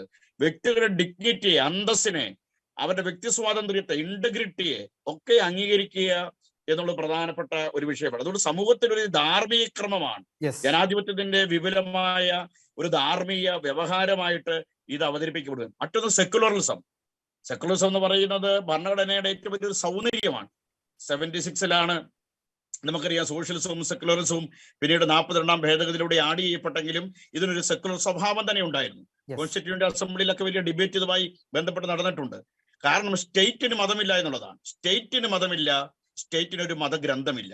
ഇന്ത്യയിലെ 99% ഹിന്ദുക്കളായാലും ഇന്ത്യക്ക് ഹിന്ദു രാഷ്ട്രമാകാൻ പറ്റില്ല. കാരണം അതാണ് സെക്കുലർ സ്റ്റേറ്റിന്റെ ആശയം എന്ന് പറയുന്നത്. സെക്കുലറിസത്തെ കുറിച്ചുള്ള ചർച്ച നടന്നപ്പോൾ പ്രത്യേകിച്ച് ആർട്ടിക്കിൾ 25-ലെ right to freely profess, practice and propagate, ഈ പ്രത്യേകമായ മതസ്വാതന്ത്ര്യത്തെ കുറിച്ചുള്ള ചർച്ച നടന്നപ്പോൾ അത് കൺവേർഷനിലേക്ക് നയിക്കപ്പെടുമോ എന്ന് ചില ദേശീയ നേതാക്കന്മാർ, ഈ തീവ്ര വലതുപക്ഷ ചിന്താഗതിയുള്ളവർ ഉന്നയിക്കുണ്ടായി. അവിടെയും ഡോക്ടർ ബി ആർ അംബേദ്കർ പറഞ്ഞത് ഒരാൾക്ക് മതം മാറാൻ കഴിയണം, അതാണ് ഡെമോക്രസി, അല്ലെങ്കിൽ അത് ജനാധിപത്യമല്ല. അങ്ങനെ ചലനാത്മകമായ ഒരു ജനാധിപത്യത്തെയാണ് ഞാൻ അവതരിപ്പിക്കുന്നതെന്ന് അവിടെ ആ ഡിബേറ്റുകൾ പരിശോധിച്ചാൽ നമുക്ക് മനസ്സിലാകുന്ന ഒരു വിഷയമാണ്. അപ്പോൾ ഇന്ത്യയുടെ മതേതരത്വം, ജനാധിപത്യം എന്ന് പറയുന്നത് വിവിധങ്ങളായ ബഹുസ്വരത നിലനിൽക്കുന്ന ഒരു പ്ലൂറലിസം, നിലനിൽക്കുന്ന മതങ്ങൾ, ജാതി, ഉപജാതി, വിവിധങ്ങളായ നീതിസാരങ്ങൾ, ദൈവശാസ്ത്രങ്ങൾ, രാഷ്ട്രമീമാംസകളൊക്കെ നിലനിൽക്കുന്ന ഈ സമൂഹത്തിൽ എല്ലാവർക്കും പ്രവർത്തിക്കാൻ, മതമില്ലാത്തവനും ജീവിക്കാൻ പറ്റുന്ന ഒരു പരിസരമാണ് മതേതര ദർശനം എന്ന് പറയുന്നത്. രാഷ്ട്രത്തിനും ഭരണകൂടത്തിനും മതമില്ലാത്തതുപോലെ, അതുപോലെ മതം രാഷ്ട്രീയ വ്യവസ്ഥയിൽ ഇടപെടാതിരിക്കുന്ന ഇങ്ങനെയുള്ള കൃത്യമായ വ്യാഖ്യാനങ്ങളാണ്. ആ ജനാധിപത്യത്തിന്റെ ദർശനമാണ്, ആ മതേതര ദർശനമാണ് ഇന്ത്യൻ ഭരണഘടന ഏറ്റവും വലിയ സന്ദേശം. സമത്വത്തെ കുറിച്ച് നമുക്കറിയാം ആർട്ടിക്കിൾ 14 മുതൽ 18 വരെ മൗലികാവകാശങ്ങൾ പറയുമ്പോൾ right to equality, equality before law, അത് കൃത്യമായി വിശദീകരിക്കുന്നുണ്ട്. നിയമത്തിന് മുമ്പിൽ എല്ലാവരും തുല്യരാണ് എന്നുള്ള ഒരു തരത്തിലുള്ള വിവേചനത്തിനെതിരായ അവകാശം, ഒരു തരത്തിലുള്ള വിവേചനം, ബർത്ത് പ്ലേസിന്റെ, കാസ്റ്റിന്റെ, റേസിന്റെ, ലാംഗ്വേജിന്റെ പേരിൽ ഒരു തരത്തിലുള്ള ഡിസ്ക്രിമിനേഷനും പാടില്ല തരത്തിലേക്കുള്ള ഒരു വിശദീകരണം ആർട്ടിക്കിൾ 25-ലും പറയുന്നുണ്ട്. അതുപോലെ തന്നെ ആർട്ടിക്കിൾ 19 മുതൽ 22 വരെ സ്വാതന്ത്ര്യത്തിന് വേണ്ടിയുള്ളതാണ്. റൈറ്റ് ടു സ്പീച്ച്, ആയുധമില്ലാതെ സമ്മേളിക്കാനുള്ള അധികാരം, അതുപോലെ സംഘടനകൾ സ്ഥാപിക്കാനുള്ള അധികാരത്തെ കുറിച്ച്, പിന്നെ ചൂഷണത്തിനെതിരായ അവകാശങ്ങളെ കുറിച്ച് 23 മുതൽ പറയുന്നുണ്ട്. മതസ്വാതന്ത്ര്യമാണ് 25 മുതൽ 28 വരെ. ഇഷ്ടമുള്ള മതത്തിൽ വിശ്വസിക്കാനും സ്വന്തം മതം പ്രചരിപ്പിക്കാനും അനുവാദം നൽകുന്നു. പിന്നീട് നമുക്കൊരു 29-30 മൈനോറിറ്റി അബ്സല്യൂട്ട് റൈറ്റ് ആണ്. ന്യൂനപക്ഷങ്ങൾക്കുള്ള അധികാരങ്ങൾ 29-ലും, സ്ഥാപനങ്ങൾ സ്ഥാപിക്കാനുള്ളത് 30-ാമത്തെ ആർട്ടിക്കിളും പറയുന്നുണ്ട്. ആർട്ടിക്കിൾ 46-ൽ സാമ്പത്തികമായി പിന്നോക്കം നിൽക്കുന്ന SC/STക്ക് എക്കണോമിക് ആയിട്ടുള്ള ബാക്ക്വേർഡ് നിൽക്കുന്നവരെ വിദ്യാഭ്യാസപരമായി പിന്തുണയ്ക്കുന്ന അവകാശങ്ങളെല്ലാം റിസർവേഷനിലേക്കൊക്കെ ചർച്ച പിന്നീട് പോവുകയാണ്. അപ്പൊ ഏറ്റവും മഹത്തരമായ മനുഷ്യാവകാശങ്ങളെ പരിരക്ഷിക്കുന്ന, തൊഴിൽ നിയമങ്ങളെ, തൊഴിലാളിയുടെ അവകാശങ്ങളെ പരിരക്ഷിക്കുന്ന ഏറ്റവും മനോഹരമായ ഒരു ഭരണഘടനയാണ് ഈ ഭരണഘടനയാണ് ഒരു മന്ത്രി തള്ളിപ്പറഞ്ഞത്, ഒരു MLA തള്ളിപ്പറഞ്ഞത് എന്നതാണ് അതിനകത്ത് ഏറ്റവും അപകടകരമായിട്ടുള്ള ഒരു യാഥാർത്ഥ്യം. ഞാൻ തിരിച്ചു വരാം ശ്രീ ജോൺസൺ പൂവന്തുരുത്ത്. ഇവിടെ പ്രധാനപ്പെട്ട ഒരു കാര്യം, ഈ കഴിഞ്ഞ ദിവസങ്ങളിലൊക്കെ നമ്മൾ ചർച്ച ചെയ്തത് ബിരിയാണി ചെമ്പിനെ കുറിച്ചും മുഖ്യമന്ത്രിയെ കുറിച്ചും മുഖ്യമന്ത്രിയുടെ മകളെ കുറിച്ചും അതല്ലെങ്കിൽ AKG സെന്ററിന് നേരെ ഉണ്ടായി എന്ന് പറയപ്പെടുന്ന ബോംബ് ആക്രമണത്തെ കുറിച്ചും അല്ലെങ്കിൽ സ്ഫോടക ശേഷിയുള്ള വസ്തു അവിടെ എറിഞ്ഞ് സംഭവിച്ച കാര്യങ്ങളൊക്കെയാണ് നമ്മൾ കണ്ടത്. തീർച്ചയായിട്ടും അതിൽ നിന്നെല്ലാം മാറിയിട്ട് സമൂഹത്തിലുള്ള ജനങ്ങൾ ഇന്ത്യൻ ഭരണഘടനയെ കുറിച്ച് അന്വേഷിക്കുന്നു, ഡോക്ടർ BR അംബേദ്കറിനെ കുറിച്ച് അന്വേഷിക്കുന്നു, അല്ലെങ്കിൽ എന്താണ് 1970 ഓണേഴ്സ് ആക്ട് എന്താണെന്ന് പഠിക്കുന്നു. ഇങ്ങനെയൊക്കെ നോക്കുകയാണെങ്കിൽ ഒരു മന്ത്രി പറഞ്ഞത് അവഹേളനമാണ് എങ്കിൽ പോലും ഒരു രാഷ്ട്രീയ കാലാവസ്ഥ വെച്ച് നോക്കുമ്പോൾ കുറെ കാലത്തിന് ശേഷം പോസിറ്റീവായ കാര്യങ്ങളെ ജനങ്ങൾ തപ്പി തിരയുന്നു, അല്ലെങ്കിൽ അതിനെക്കുറിച്ച് അന്വേഷിക്കുന്നു. ആ നിലയ്ക്ക് ഒരു പോസിറ്റീവ് ആയിട്ടുള്ള ഒരു പഠനമായി ഈ വിവാദത്തെ ഏതെങ്കിലും രീതിയിൽ അങ്ങേക്ക് കാണാൻ സാധിക്കുമോ? തീർച്ചയായും ഒരു പരിധിവരെ അങ്ങനെ പറയാവുന്നതാണ്. അതിൽ എനിക്ക് തോന്നുന്ന മറ്റൊരു രസകരമായ സംഭവം, ഈ വിവാദം കുറച്ചുകൂടി നീട്ടിക്കൊണ്ടുപോയാൽ കൊള്ളാമെന്ന് ഒരുപക്ഷെ കേരളത്തിലെ CPM-നും കേരളത്തിലെ സർക്കാരിനും ആഗ്രഹം ഉണ്ടായിരുന്നിരിക്കണം. കാരണം ഇതുവരെ കേരളത്തിൽ കത്തി നിന്ന പല വിഷയങ്ങളും ഒറ്റ നിമിഷം കൊണ്ട് ഇല്ലാതെ പോവുകയും ഈ സംഭവം കുറച്ച് ദിവസങ്ങൾ കേരളത്തിൽ ചർച്ച ചെയ്യാൻ പറ്റിക്കഴിഞ്ഞാൽ ഈ വിഷയങ്ങളൊക്കെ മുങ്ങിപ്പോവുകയും ചെയ്യും എന്നുള്ള ഒരു മോഹം അവരുടെ ഉള്ളിന്റെ ഉള്ളിലെങ്കിലും ഉണ്ടായിരുന്നിരിക്കാൻ സാധ്യതയുണ്ട്. അതുകൊണ്ടാണ് ഈ രാജി എന്തായാലും രാജി വെക്കേണ്ടി വരും. കാരണം ഭരണഘടനയെ അടിസ്ഥാനമാക്കി സത്യപ്രതിജ്ഞ ചെയ്ത ഒരു മന്ത്രി ഭരണഘടനയെ തന്നെ തള്ളി പറഞ്ഞു കഴിഞ്ഞാൽ പിന്നെ അതിന് നിലനിൽപ്പില്ല എന്നുള്ളത് എല്ലാവർക്കും വ്യക്തമായ കാര്യം. ജയരാജൻ ആദ്യ ദിവസം പറഞ്ഞത് അതിന്റെ ഒന്നും ആവശ്യമില്ല, അത് കോൺഗ്രസുകാരുടെ വ്യക്തി താല്പര്യമാണ് എന്ന നിലയിലാണ് അദ്ദേഹം സംസാരിച്ചത്. ആദ്യ ദിവസത്തെ സ്റ്റേറ്റ്മെന്റ് അദ്ദേഹം തള്ളി പറഞ്ഞിട്ടില്ല. ഇതുവരെ ഒഫീഷ്യലി ആരും തള്ളി പറഞ്ഞിട്ടുമില്ലല്ലോ ശ്രീ ജോൺസൺ. തീർച്ചയായും. പക്ഷെ അതേസമയം ഇന്നലെ എം വി ഗോവിന്ദനൊക്കെ രാവിലെ സംസാരിച്ചപ്പോഴത്തേക്ക് നാളത്തെ സെക്രട്ടേറിയറ്റ് യോഗത്തിലെ അന്തിമ തീരുമാനമാവും എന്നുള്ള സൂചനകളൊക്കെ തന്നിരുന്നു. ഈ തോമസ് ഐസക്കും അതുപോലെ തന്നെ EP ജയരാജനും ഒക്കെ ഈ ഭരണഘടന ഇദ്ദേഹം നടത്തിയ ഈ പ്രസംഗത്തെ അനുകൂലിക്കുക വഴി അവരും ഏകദേശം അതിന് തുല്യമായ സമാനമായ ഒരു കുറ്റമാണ് ചെയ്തിരിക്കുന്നത്. കാരണം അദ്ദേഹം പറഞ്ഞതിൻ്റെ അകത്ത് തെറ്റില്ല എന്ന് സ്ഥാപിക്കാനാണ് അവര് ശ്രമിച്ചത്. എനിക്ക് തോന്നുന്നത് ഇതിന്റെ അകത്ത് CPM കൂടുതൽ പ്രതിസന്ധിയിലാകുന്ന മറ്റൊരു ഘടകം കൂടിയുണ്ട്. ഇത് ഒരു CPM-ന്റെ ഒരു പ്രാദേശിക ഏരിയ കമ്മിറ്റി നടത്തി വന്നിരുന്ന ഒരു പ്രതിവാര സംഭാഷണത്തിന്റെ 100ാം എപ്പിസോഡിനോടനുബന്ധിച്ച് നടത്തിയ ഒരു സമ്മേളനത്തിലാണ് ഈ സംഭവം ആകെ ഒരു CPM-ന്റെ പ്രാദേശിക തരത്തിലുള്ള ഒരു ഫേസ്ബുക്ക് പേജിലൂടെ മാത്രമാണ് ഈ പ്രസംഗം സംപ്രേഷണം ചെയ്തിരുന്നത്. മാധ്യമപ്രവർത്തകർ റിപ്പോർട്ട് ചെയ്ത പ്രോഗ്രാം പോലും അല്ല. 1 മണിക്കൂറോളം നീളമുള്ള ഒരു പ്രസംഗമായിരുന്നു. ആ പ്രസംഗം ഞായറാഴ്ചയാണ് നടന്നത്. പക്ഷേ ഈ സംഭവം വിവാദമായത് ചൊവ്വാഴ്ചയാണ്. ഈ പ്രസംഗം അതിന്റെ അകത്തുനിന്ന് കോപ്പി ചെയ്തെടുത്തിട്ട് ഇദ്ദേഹം പറഞ്ഞ വിവാദപരമായ കാര്യം മാത്രം കട്ട് ചെയ്തെടുത്ത് മാധ്യമങ്ങൾക്കും മറ്റുള്ളവർക്കുമായിട്ട് പ്രചരിപ്പിക്കപ്പെടുകയായിരുന്നു. അപ്പൊ CPM തന്നെ സംശയിക്കുന്നുണ്ട്, സ്വന്തം താവളത്തിൽ നിന്ന് തന്നെയാണോ ഇത് വിവാദമാകുമെന്ന് അറിഞ്ഞുകൊണ്ട് കുത്തിപ്പൊക്കി വന്നത് മാധ്യമങ്ങൾക്ക് മുന്നിലേക്കും സമൂഹത്തിന് മുന്നിലേക്കും ഈ വിഷയം ചർച്ചയാക്കിയത് പാർട്ടിയായിട്ട് ബന്ധപ്പെട്ടവർ അല്ലെങ്കിൽ സജി ചെറിയാന്റെ എതിരാളികളായിട്ട് പാർട്ടിയിലുള്ളവർ തന്നെയാണോ ഇത് ഈ രീതിയിലേക്ക് അവതരിപ്പിച്ചിട്ടതെന്ന സംശയം. സജി ചെറിയാന്റെ എതിരാളികൾ മാത്രമാണോ, അതോ AKG സെന്ററിന്റെ ആക്രമണവും അതിനെ സംബന്ധിച്ച് മുഖ്യമന്ത്രിക്കെതിരെയുള്ള ആരോപണവും ഒക്കെ കത്തി നിൽക്കുന്ന സമയത്ത് ഒരു രാഷ്ട്രീയ ആശ്വാസം എന്ന നിലയിൽ കൂടി ഒരു പക്ഷേ അങ്ങനെ കൂടി അങ്ങ് കാണുന്നുണ്ടോ അതിനെ? രാഷ്ട്രീയമായതുകൊണ്ട് നമുക്ക് ഒന്നും പറയാൻ പറ്റത്തില്ല. ഇപ്പൊ AKG സെന്റർ ആക്രമിച്ചവരെ ഇതുവരെ CCTV-യും 25 വാര അകലെ പോലീസുകാരുടെ സംഘമൊക്കെ ഉണ്ടായിട്ടും AKG സെന്ററിലേക്ക് ആക്രമണം നടത്തിയ പ്രതികളെ ഇതുവരെ കണ്ടെത്താൻ പറ്റുന്നില്ല. ലോകം മൊത്തം അവർ അന്വേഷിക്കുകയാണ്, കണ്ടെത്താൻ പറ്റുന്നില്ല എന്നുള്ളതൊക്കെ വലിയ ചോദ്യചിഹ്നമാണ്. അപ്പം രാഷ്ട്രീയമാകുമ്പോൾ നമുക്ക് എന്തും പ്രതീക്ഷിക്കാം. പ്രതീക്ഷിതമായതും എന്തും സംഭവിക്കാവുന്ന ഒന്നാണ് രാഷ്ട്രീയം എന്ന് പറയുന്നത്. അതുകൊണ്ട് തന്നെ ഈ സജി ചെറിയാന്റെ പ്രസംഗം കുറച്ച് ദിവസങ്ങൾ കൂടി നീട്ടിക്കൊണ്ട് പോയി കഴിഞ്ഞിരുന്നാൽ ഇവിടെ നടക്കുന്ന സകല വിവാദങ്ങളും അതിൽ മുക്കാമെന്നുള്ള ഒരു മോഹം അവർക്കുണ്ടായിരുന്നു. അതുകൊണ്ട് രാജി നീട്ടിക്കൊണ്ടു പോകാനുള്ള ഒരു ശ്രമം പല തലങ്ങളിലും ഉണ്ടായിരുന്നു. അതേസമയം കേന്ദ്ര നേതൃത്വം കർശനമായ നിലപാട് സ്വീകരിച്ചതോടെ സംസ്ഥാന CPM നേതൃത്വത്തിന് വഴങ്ങാതെ രക്ഷയില്ല എന്നുള്ള അവസ്ഥയിലാണ് സജി ചെറിയാൻ മണിക്കൂറുകൾക്കകം തെറിയിക്കുന്ന അവസ്ഥയിൽ എത്തിയതെന്നാണ് എനിക്ക് തോന്നുന്നത്. അദ്ദേഹം ഇനി MLA സ്ഥാനത്ത് എങ്ങനെ തുടരും എന്നുള്ളതാണ് ഇവിടെ ഏറ്റവും പ്രസക്തമായിരിക്കും ചോദ്യം. കാരണം ഭരണഘടനയോട് കൂറ് പുലർത്തിക്കൊള്ളാം, വിശ്വസ്തയും പുലർത്തിക്കൊള്ളാം എന്ന് പറഞ്ഞുകൊണ്ടാണ് 164-ാം ആർട്ടിക്കിൾ പ്രകാരം അദ്ദേഹം സത്യപ്രതിജ്ഞ ചെയ്യുന്നത്. അതുപോലെ തന്നെ MLA ആയിട്ട് സത്യപ്രതിജ്ഞ ചെയ്യുമ്പോൾ 188-ാം ആർട്ടിക്കിൾ പ്രകാരമാണെന്ന് തോന്നുന്നു അദ്ദേഹം ഇതേ സത്യപ്രതിജ്ഞ തന്നെ ആവർത്തിച്ചിട്ടാണ് പിന്നെ മന്ത്രിയായത്. അപ്പം മന്ത്രിയായപ്പോൾ മന്ത്രിസ്ഥാനം രാജിവെച്ച സ്ഥിതിക്ക് MLA സ്ഥാനത്തും ധാർമ്മികമായി അദ്ദേഹത്തിന് തുടരുവാൻ എങ്ങനെ കഴിയും എന്നുള്ളത് നമ്മുടെ സമൂഹത്തിന് മുന്നിൽ ഇപ്പൊ പ്രസക്തമായ ചോദ്യമാണ്. പക്ഷെ അദ്ദേഹം ഇതുവരെ കുറ്റം സമ്മതിച്ചിട്ട് പോലുമില്ല. തന്റെ പ്രസ്താവന വളച്ചൊടിച്ചു, അല്ലെങ്കിൽ താൻ ഉദ്ദേശിച്ച കാര്യങ്ങളല്ല, നാക്കുപിഴയാണ്, ചെറിയ അങ്ങനെ ഒരു ടോണിൽ മാത്രമാണ് സംസാരിക്കുന്നത്. അങ്ങനെ ഒരാൾ ഈ കുറ്റമൊക്കെ ഏറ്റെടുത്ത് MLA സ്ഥാനം കൂടി രാജിവെക്കുമോ എന്നത് മറ്റൊരു ചോദ്യമാണ്. ഈ നാക്കുപിഴ ഇനിയിപ്പോ കേരളത്തിലെ നല്ല രാഷ്ട്രീയക്കാരുടെ പൊതു ഒരു സ്വഭാവമാണ്. എന്തെങ്കിലും ആവശ്യമില്ലാത്തത് അനാവശ്യമായ കാര്യങ്ങൾ പൊതുസമൂഹത്തിന്റെ മുന്നിൽ നിന്ന് വിളിച്ചു പറഞ്ഞു കഴിയുമ്പോഴത്തേക്ക് അത് വിവാദമായി കഴിയുമ്പോഴോ അവര് ഏറ്റവും ആദ്യം എടുത്ത് പ്രയോഗിക്കുന്ന വാക്കുകളിലൊന്നാണ് നാക്കുപിഴ. നാക്കുപിഴ എന്ന് പറഞ്ഞു കഴിഞ്ഞാൽ അബദ്ധത്തിൽ എന്തെങ്കിലും പറഞ്ഞു പോവുകയോ അല്ലെങ്കിൽ ഒരു ടങ് സ്ലിപ്പ് ഉണ്ടായി എന്തെങ്കിലും ഒരു വാക്ക് തെറ്റായിട്ട് പറയുകയോ അങ്ങനെയൊക്കെ ചെയ്തതിനെ നമുക്ക് നാക്കുപിഴ എന്ന് പറഞ്ഞാൽ മനസ്സിലാക്കാം. ഇതൊരു കാര്യം കരുതിക്കൂട്ടി വലിയൊരു ആശയം 5 മിനിറ്റോളം നീണ്ട ഒരാശയം പറയുന്നത് എങ്ങനെയാണ് നാക്കുപിഴയാകുന്നതെന്നാണ് മനസ്സിലാവാത്തത്. അതിനെ എങ്ങനെ നാക്കുപിഴയായിട്ട് നമ്മൾ കണക്ക് കൂട്ടും? ഇത് വളരെ കൃത്യമായ ഒരു ആശയം ഒരു സമൂഹത്തോട് 5 മിനിറ്റോളം നീണ്ടുനിന്ന ഒരു പ്രസംഗത്തിലൂടെ അവതരിപ്പിക്കുകയാണ്. അത് കരുതി കൂട്ടി പറഞ്ഞത് തന്നെയാണെന്നുള്ളത് വളരെ വ്യക്തമാണ്. പക്ഷെ അതിന്റെ ഗൗരവം അദ്ദേഹം വേണ്ടത്ര തിരിച്ചറിഞ്ഞിരുന്നുണ്ടോ എന്നുള്ളത് സംശയമുണ്ട്. ശരി, അതിന് ഗൗരവം അറിഞ്ഞിരുന്നെങ്കിൽ പക്ഷെ ഇങ്ങനെ ഒരു സ്റ്റേറ്റ്മെന്റിലേക്ക് ഒന്നും അദ്ദേഹം പോവുകയില്ലായിരിക്കും. പക്ഷെ ഒരു മന്ത്രിയല്ലേ, അദ്ദേഹത്തിന് അങ്ങനെയൊക്കെ ചിന്തിക്കാതിരിക്കാൻ മാത്രം അദ്ദേഹം ആ നിലയ്ക്കായോ എന്നത് ഒരു ചോദ്യമാണ് അല്ലേ?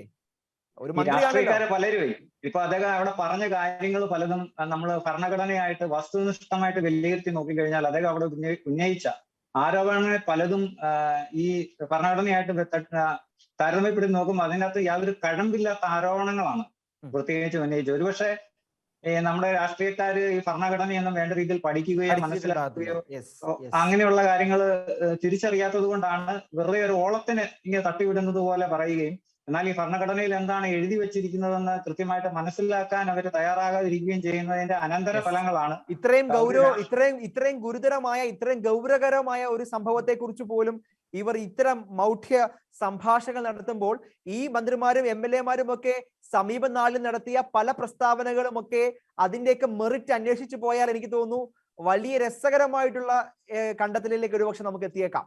ഒരു പക്ഷേ അതെ തൊഴിലാളികൾ ചൂഷണത്തിന് ഇരയാകുന്നു എന്നുള്ളതൊക്കെയാണ് അദ്ദേഹം അവിടെ വലിയ ആക്ഷേപമായിട്ട് ഭരണഘടനയ്ക്കെതിരെ ഉന്നയിച്ചത്.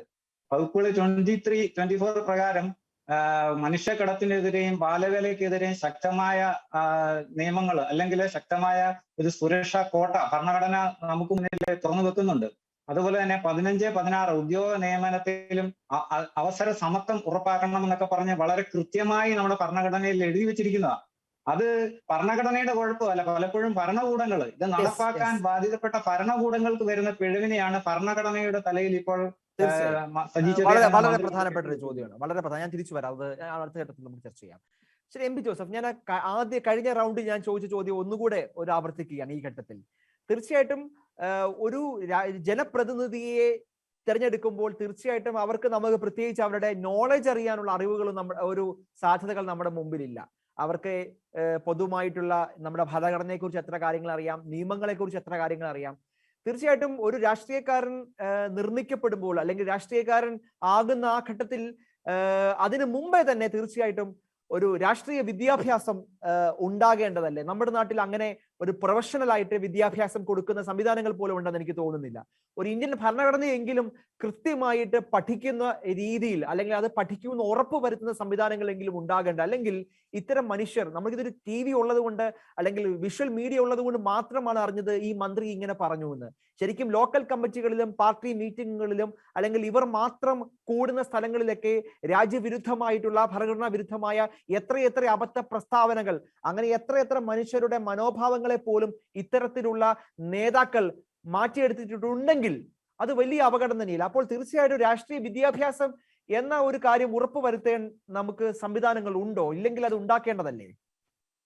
തീർച്ചയായിട്ടും നേരത്തെ എന്നോട് ഈ ചോദ്യം ചോദിച്ചാണ് നേരത്തെ ഞാൻ സംസാരിച്ചപ്പോൾ കുറച്ച് ദീർഘിച്ചു പോയി എന്നുള്ളത് കൊണ്ടാണ് അതിന് നേരത്തെ ഉത്തരം പറയാഞ്ഞത്. ഇത്തവണ ഉത്തരം പറയണോ എന്ന് വിചാരിച്ചിട്ട് തന്നെയാണ് ഞാൻ ഇരിക്കുന്നത്. തീർച്ചയായിട്ടും ശരിയാണ്. ഇപ്പോൾ അങ്ങ് പറഞ്ഞതുപോലെ ഞങ്ങളൊക്കെ IAS-ലൊക്കെ കയറുമ്പോൾ 2 വർഷത്തെ വളരെ 2 വർഷത്തെ വളരെ ഇന്റൻസീവ് ആയിട്ടുള്ള പരിശീലനമാണ് ഞങ്ങൾക്ക് കിട്ടുന്നത്. അത് മസൂറിയിലും നടക്കുന്നു, വില്ലേജ് ഓഫീസർ സ്ഥാനം തുടങ്ങി ഏറ്റവും ഉന്നത സ്ഥാനം വരയ്ക്കുള്ള എല്ലാ കസേരയിലും വരുന്ന ട്രെയിനിങ് ലഭിക്കും. അതിലും വലിയ ഉത്തരവാദിത്തമാണ് സിവിൽ സർവീസിനെക്കാളും ഉദ്യോഗസ്ഥന്മാരെക്കാളും ഒക്കെ വലിയ ഉത്തരവാദിത്തമാണ് ഇന്ന് നമ്മുടെ ജനാധിപത്യത്തില് നമ്മുടെ MLA-മാരും മന്ത്രിമാരും വഹിക്കുന്നത്. ജനാധിപത്യത്തില് മന്ത്രിമാരും MLA-മാരും കഴിഞ്ഞിട്ടേ സിവിൽ ഉദ്യോഗസ്ഥർ വരുന്നുള്ളൂ. അപ്പൊ ഉദ്യോഗസ്ഥന്മാർക്ക് ഇത്ര ട്രെയിനിങ് ആവശ്യമാണെങ്കിൽ തീർച്ചയായിട്ടും മന്ത്രിമാർക്കും MLA-മാർക്കും അതേപോലത്തെ ട്രെയിനിങ് ആവശ്യമാണ്. അത് MLA-മാരായിട്ട് തിരഞ്ഞെടുത്തു കഴിഞ്ഞാൽ, മന്ത്രിയായിട്ട് സ്ഥാനമേറ്റ് കഴിഞ്ഞാൽ നിർബന്ധമായിട്ടും ആ തരത്തിലുള്ള ട്രെയിനിങ് ആവശ്യമാണ്. എന്താണ് ഭരണഘടന, എന്താണ് അധികാരങ്ങള്, ഏതാണ് അധികാര പരിധികൾ, എന്താണ് ലക്ഷ്മണ രേഖ, ഏതാണ് അത് ക്രോസ് ചെയ്താല് അത് അപ്പുറത്തേക്ക് കടന്നാൽ അതിനുള്ള ഭവിഷ്യത്തുകൾ എന്താവും എന്നൊക്കെ ഭരണഘടനയെ പറ്റി യാതൊന്നും അറിയാത്തവരാണ് പലരും MLA-മാരായിട്ട് വരുന്നത്. നമുക്ക് അവരെ കുറ്റം പറഞ്ഞിട്ട് കാര്യമില്ല. ജനാധിപത്യത്തിന്റെ രീതി അതാണ്. ആർക്കും ഇലക്ഷനിൽ നിന്ന് ജയിച്ചാൽ MLA ആകാം, മന്ത്രിയാകാം, അതുകൊണ്ട് മുഖ്യമന്ത്രിയാകാം. അതുകൊണ്ട് ഈ ഭരണഘടന എന്താണെന്നും അതിന്റെ മഹത്വം എന്താണെന്നും അതാണ് ഇന്ത്യയാക്കി മാറ്റിയിരിക്കുന്നത് എന്നാണെന്നും അറിയാത്തവരാണ് കയറി വരുന്നത്. ട്രെയിനിങ് വളരെ അത്യാവശ്യമാണ്, ഒരു സംശയവുമില്ല.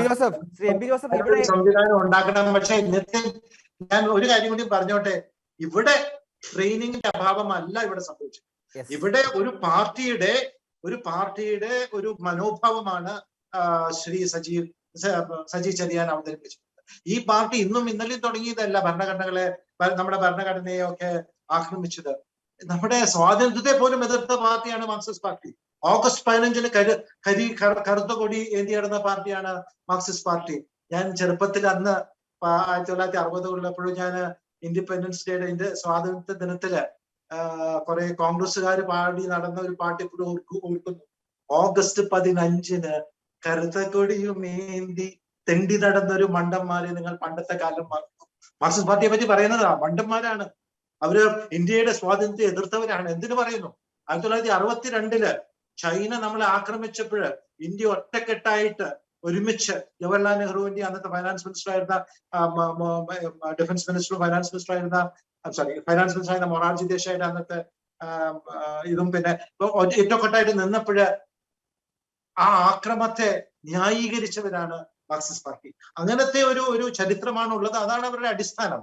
നമ്മള് എന്താ പറയാ, ഒരു എന്താണ് ഇംഗ്ലീഷിൽ ചൊല്ലുണ്ട്, you can leopard can change its spots. മറ്റേ കടുവ എന്താണ് അതിന്റെ അല്ലെങ്കിൽ ഒരു സീബ്രയ്ക്ക് അതിന്റെ വരകൾ മാറ്റാൻ സാധിക്കില്ലല്ലോ. അതുപോലെ ഇവർക്ക് അവരുടെ വരകൾ മാറ്റാൻ സാധിക്കില്ല. അതുകൊണ്ട് തീർച്ചയായിട്ടും അതൊരു പക്ഷെ ശരിയായിരിക്കും. ഈ കേസില് എത്ര ട്രെയിനിങ് കൊടുത്തിരുന്നെങ്കിലും ഇദ്ദേഹം ഇത് തന്നെ പറഞ്ഞേനെ. കുറച്ചും കൂടിയൊക്കെ വേണമെങ്കിൽ ആ ക്യാമറ ഓഫ് ചെയ്തിട്ട് പറഞ്ഞേനെ, അല്ലെങ്കിൽ ആ ഫേസ്ബുക്ക് ലൈവ് ഓഫ് ചെയ്തിട്ട് പറഞ്ഞേനെ. കാരണം ഇതാണ് അവരുടെ അടിസ്ഥാനം, ഇതാണ് അവിടെ പഠിപ്പിക്കുന്നത്. നിർഭാഗ്യമെന്ന് പറയണം. അത് തീർച്ചയായിട്ടും അത് അപലപിക്കേണ്ട കാര്യമാണ്. അതുകൊണ്ടാണ് ഞാൻ നേരത്തെ പറഞ്ഞതുപോലെ നന്നായിട്ട് ശിക്ഷിച്ചാൽ മാത്രമേ ഇതിന്റെ മാർക്സിസ്റ്റ് പാർട്ടി ഒരു പുനർചിന്തിക്കേണ്ട ആവശ്യം. ഈ അക്രമ രാഷ്ട്രീയം കൊണ്ടും ചൈനയോടുള്ള അഗാധമായ അവരുടെ എന്താ പറയാ അവരുടെ അടിമത്തത്വം കൊണ്ടും ഒക്കെ മുന്നോട്ട് പോകാൻ സാധിക്കില്ല എന്ന് വിശ്വസിക്കുന്ന ഒരു വ്യക്തിയാണ് ഞാൻ. അത് ലോകത്തെമ്പാടും അത് തെളിഞ്ഞു കഴിഞ്ഞിരിക്കുകയാണ്. ഇപ്പൊ ക്യൂബയിലും പിന്നെ വടക്കൻ കൊറിയയിലും ചൈനയില് കമ്മ്യൂണിസത്തിന്റെ അതിന്റെ സാമ്പത്തിക അടിസ്ഥാനം നാമമാത്രമേ ഉള്ളൂ. അവിടെ ഒന്നാം തരം മുതലാളിത്വമാണ് അവിടെ നടക്കുന്നത്. അവിടെ കമ്മ്യൂണിസം അല്ല അവിടെ നടക്കുന്നത്. അവിടെ ഭരണത്തിന്റെ സംവിധാനം കമ്മ്യൂണിസ്റ്റ് മോഡലാണ്. കമ്മിറ്റിയും ഇപ്പൊ മാർക്സിസ്റ്റ് പാർട്ടിയും ഒക്കെ ഭരിക്കുന്നു എന്നല്ലാതെ കമ്മ്യൂണിസത്തിന്റെ അടിസ്ഥാനമായ അതിന്റെ സാമ്പത്തിക തത്വങ്ങളിൽ നിന്ന് 100% 180 ഡിഗ്രി വ്യതിയാനം ചെലുത്തിയിട്ടാണ് ചൈനയിൽ നടക്കുന്നത്. അതുകൊണ്ട് കമ്മ്യൂണിസം ലോകത്തിലെമ്പാടും പാടെ നശിച്ചുകൊണ്ടിരിക്കുന്നത് ഇതുകൊണ്ടും കൂടിയാണ്. തീർച്ചയായും. ഞാൻ ശ്രീ ജെയ്സ് പറഞ്ഞ ഇവിടെ പ്രധാനപ്പെട്ട ഒരു പ്രശ്നം ശ്രീ ജോൺസൺ മൂന്തുരുത്ത് പറഞ്ഞൊരു കാര്യമാണ്. അതായത് ഭരണഘടനയുടെ പ്രശ്നമായിട്ടൊക്കെയാണ് ഇവിടെ സജി ചെറിയാൻ ഈ കാര്യങ്ങൾ പറയുന്നത്. പക്ഷേ ഭരണഘടനയുടെ പ്രശ്നമല്ലല്ലോ, ഭരണകർത്താക്കളുടെ പ്രശ്നമായിട്ട് തന്നെ നമ്മൾ കാണേണ്ടതല്ലേ? അവരാണ് ഈ കാര്യങ്ങൾ തീരുമാനിക്കേണ്ടത്. അവരുടെ സംവിധാനങ്ങളാണ് ഈ കാര്യങ്ങളിൽ നിയമത്തിൽ എന്തെങ്കിലും പ്രശ്നങ്ങൾ ഉണ്ടെങ്കിൽ ഭേദഗതികൾക്ക് ശ്രമിക്കേണ്ടത്, അത് തീരുമാനമാക്കി വരേണ്ടത്, നടപ്പാക്കേണ്ടതൊക്കെ ഈ സംവിധാനങ്ങളല്ലേ? തീർച്ചയായിട്ടും ഈ ഭരണഘടനയാണോ നമ്മുടെ ഭരണഘടനയെക്കാളും പ്രശ്നം ഭരണകർത്താക്കൾ തന്നെയല്ലേ?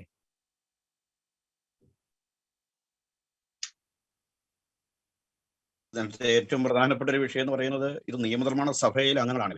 കാരണം നിയമങ്ങൾ നിർമ്മിക്കുന്ന ഒരു അസംബ്ലി, ലെജിസ്ലേച്ചറിൽ അംഗങ്ങളാണ് അവര് നിയമം നിർമ്മിക്കുന്നു, കോടതി ഇന്റർപ്രറ്റ് ചെയ്യുന്നു, എക്സിക്യൂട്ട് ചെയ്യുകയാണ്, എക്സിക്യൂട്ടീവ് അത് അപ്ലൈ ചെയ്യുകയാണ്. അപ്പം ഇവര് 3 കൂട്ടരും, ലെജിസ്ലേച്ചറും ജുഡീഷ്യറിയും എക്സിക്യൂട്ടീവും ഒരുപോലെ ഈ വിഷയങ്ങളിൽ പ്രതിബദ്ധത പുലർത്തേണ്ടവരാണ്, പ്രാക്ടീസ് ചെയ്യേണ്ടവരാണ്. അത് ഡോക്ടർ BR അംബേദ്കർ തന്നെ, ബാബാ സാഹേബ് തന്നെ അത് പറഞ്ഞിട്ടുണ്ട്. ലോകത്തിലെ ഏറ്റവും മെച്ചപ്പെട്ട ഒരു ഭരണഘടനയാണ് നമുക്ക് ലഭിച്ചിരിക്കുന്നത്. പക്ഷേ അത് മോശപ്പെട്ടവർ കൈകാര്യം ചെയ്താൽ ഉണ്ടാകുന്ന ദുരന്തത്തെക്കുറിച്ച് അന്ന് തന്നെ പറഞ്ഞൊരു വിഷയമാണ്. ഇന്നും ഇന്ത്യ കാണുന്ന ഏറ്റവും വലിയൊരു വിഷയമാണ്.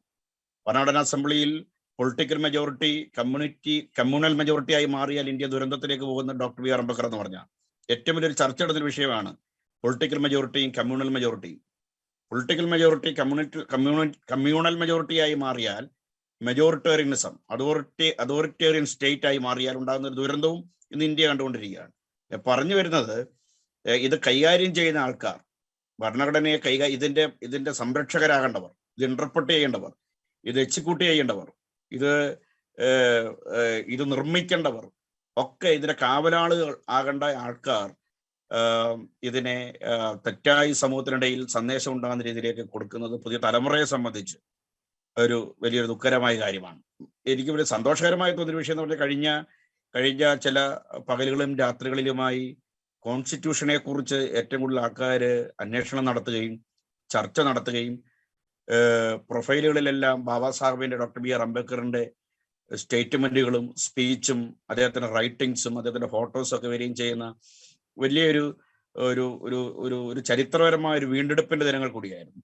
കൂടുതൽ അംബേദ്കറൈറ്റ് ചിന്തകളെ ചർച്ച ചെയ്യുകയും കോൺസ്റ്റിറ്റ്യൂഷനെ കുറിച്ച് കൂടുതൽ ചർച്ച ചെയ്യുകയൊക്കെ ചെയ്തൊരു സമയം കൂടിയാണ്. ഭരണഘടന നമ്മുടെ സിലബസിന്റെ ഭാഗമാക്കി, കുഞ്ഞുങ്ങളുടെ സ്കൂളിലും അതിന്റെ ഒരു സിലബസിന്റെ ഭാഗമാക്കി ഭരണഘടനയെ കൂടുതൽ പഠിപ്പിക്കേണ്ട ഒരു കാലഘട്ടം കൂടിയാണ്. കാരണം അങ്ങനെയുള്ള ഒരു ഭരണഘടനയുടെ രാഷ്ട്രീയമാണ് ഒരു കൈകാര്യം ചെയ്യുന്നത്. കോൺസ്റ്റിറ്റ്യൂഷന്റെ പൊളിറ്റിക്സ്, ഭരണഘടനയുടെ രാഷ്ട്രീയം സാമൂഹ്യ നീതിയുടെ രാഷ്ട്രീയമാണ്. സോഷ്യൽ ജസ്റ്റിസ്, എല്ലാവർക്കും തുല്യമായ നീതി, ഇവിടെ പറഞ്ഞ ഈക്വൽ ഓപ്പർച്യൂണിറ്റിയെ കുറിച്ച്, അവസര സമത്വം, അതുപോലെ തന്നെ ചൂഷണത്തിനെതിരെയുള്ള നിയമങ്ങൾ, ഈ കാര്യങ്ങളെല്ലാം പറയുന്നു. ഇത് കൃത്യമായി കുഞ്ഞുങ്ങളെ പഠിപ്പിക്കുക, സിവിൽ നിയമങ്ങൾ പഠിപ്പിക്കുക, ഭരണഘടനയെ കുറിച്ച് പഠിപ്പിക്കുക. ആക്ടിനെ കുറിച്ച് പറഞ്ഞല്ലോ, ഒരിക്കലും ഇന്ത്യയുടെ മാപ്പ്, ആന്തം, അതുപോലെ തന്നെ ഫ്ലാഗ്, കോൺസ്റ്റിറ്റ്യൂഷന്, ഒരു ചിഹ്നങ്ങളും, രാഷ്ട്രത്തിന്റെ ഒരു ചിഹ്നങ്ങളെയും അവമാനിക്കാൻ പാടില്ല, അത് കണ്ടം ചെയ്യാൻ പാടില്ല എന്ന് കൃത്യമായി പറഞ്ഞിട്ടുണ്ട്. അപ്പൊ അതുകൊണ്ട് നമ്മളെ നയിക്കുന്ന ആൾക്കാർ, ഭരണാധികാരികൾ, മുമ്പിൽ നിന്ന് നയിക്കുന്നവർ മാതൃകാപരമായ കാര്യങ്ങൾ ജനത്തിന് മുമ്പിൽ കാണിച്ചു കൊടുക്കണം, പുതിയ തലമുറയ്ക്ക് കാണിച്ചു കൊടുക്കണം. ഇന്ത്യൻ കോൺസ്റ്റിറ്റ്യൂഷൻ ഏറ്റവും കൂടുതൽ സമാനമില്ലാത്ത വെല്ലുവിളിയിലൂടെ കടന്നു പോകുന്ന കാലഘട്ടം കൂടിയാണ്.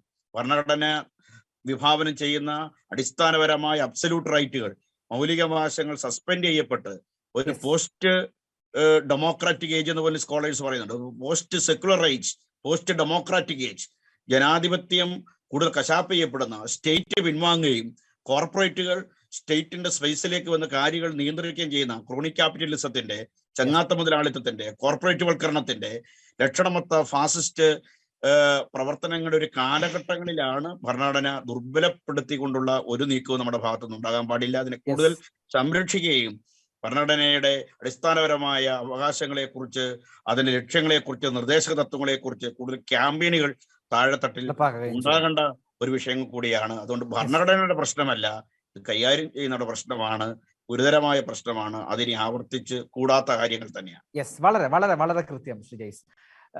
ശ്രീ ജോൺസൺ പൂന്തുരുത്ത്, ഏറ്റവും അവസാനം ചർച്ച അവസാനിപ്പിക്കുന്ന ഘട്ടത്തിൽ വരികയാണെങ്കിൽ തീർച്ചയായിട്ടും ഇതിനെ ഒരു രാഷ്ട്രീയമായിട്ട് നോക്കുകയാണെങ്കിൽ ഇത് ഇടതുപക്ഷത്തിന്റെ ഒരു രാഷ്ട്രീയ മൈലേജിന് എത്രത്തോളം കോട്ടം വരുത്തിയിട്ടുണ്ട് നമുക്കറിയാം.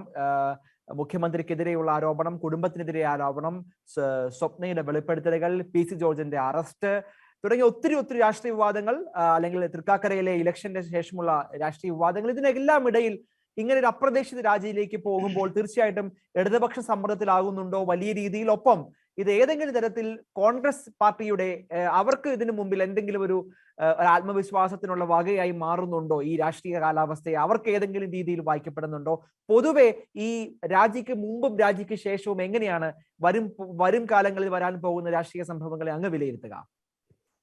എനിക്ക് തോന്നുന്നത് ഈ ഒന്നാം പിണറായി സർക്കാരും രണ്ടാം പിണറായി സർക്കാരിനെ തമ്മിൽ താരതമ്യപ്പെടുത്തുമ്പോൾ ഒന്നാം പിണറായി സർക്കാരിന് നടന്ന രീതിയിലുള്ള ഒരു ശാന്തമായ അന്തരീക്ഷം, അല്ലെങ്കിൽ പ്രതിപക്ഷത്തിന് കാര്യമായി വലിയ സമരങ്ങളൊന്നും നടത്തുവാനുള്ള അവസരങ്ങളില്ലാഞ്ഞ ഒരു കാലഘട്ടം കൂടിയായിരുന്നു എന്ന് പറയാം പിണറായിയുടെ ഒന്നാം സർക്കാരിന്റെ ഒരു ഭരണ കാലഘട്ടം. പ്രത്യേകിച്ച് കോവിഡും പ്രളയവും അങ്ങനെയുള്ള മറ്റു പല പ്രശ്നങ്ങളും വന്നതുകൊണ്ട് എല്ലാവരും ഒന്നിച്ചിരിക്കേണ്ട സമയമായതുകൊണ്ടും പ്രത്യേക സാഹചര്യങ്ങളൊക്കെ സൃഷ്ടിക്കപ്പെട്ടതുകൊണ്ടും സമരത്തിൻ്റെതായ അന്തരീക്ഷം അവിടെ ഇല്ലായിരുന്നത് കൊണ്ടും UDF വേണ്ടത്ര ഒരു മേൽക്കൈ നേടാനോ അല്ലെങ്കിൽ സമരം നടത്താനോ എന്നുള്ള സാഹചര്യങ്ങൾ സൃഷ്ടിക്കപ്പെടാത്ത ഒരു കാലഘട്ടം കൂടിയായിരുന്നു. അതുകൊണ്ട് ശാന്തമായ ഒരു കാലഘട്ടമാണ്.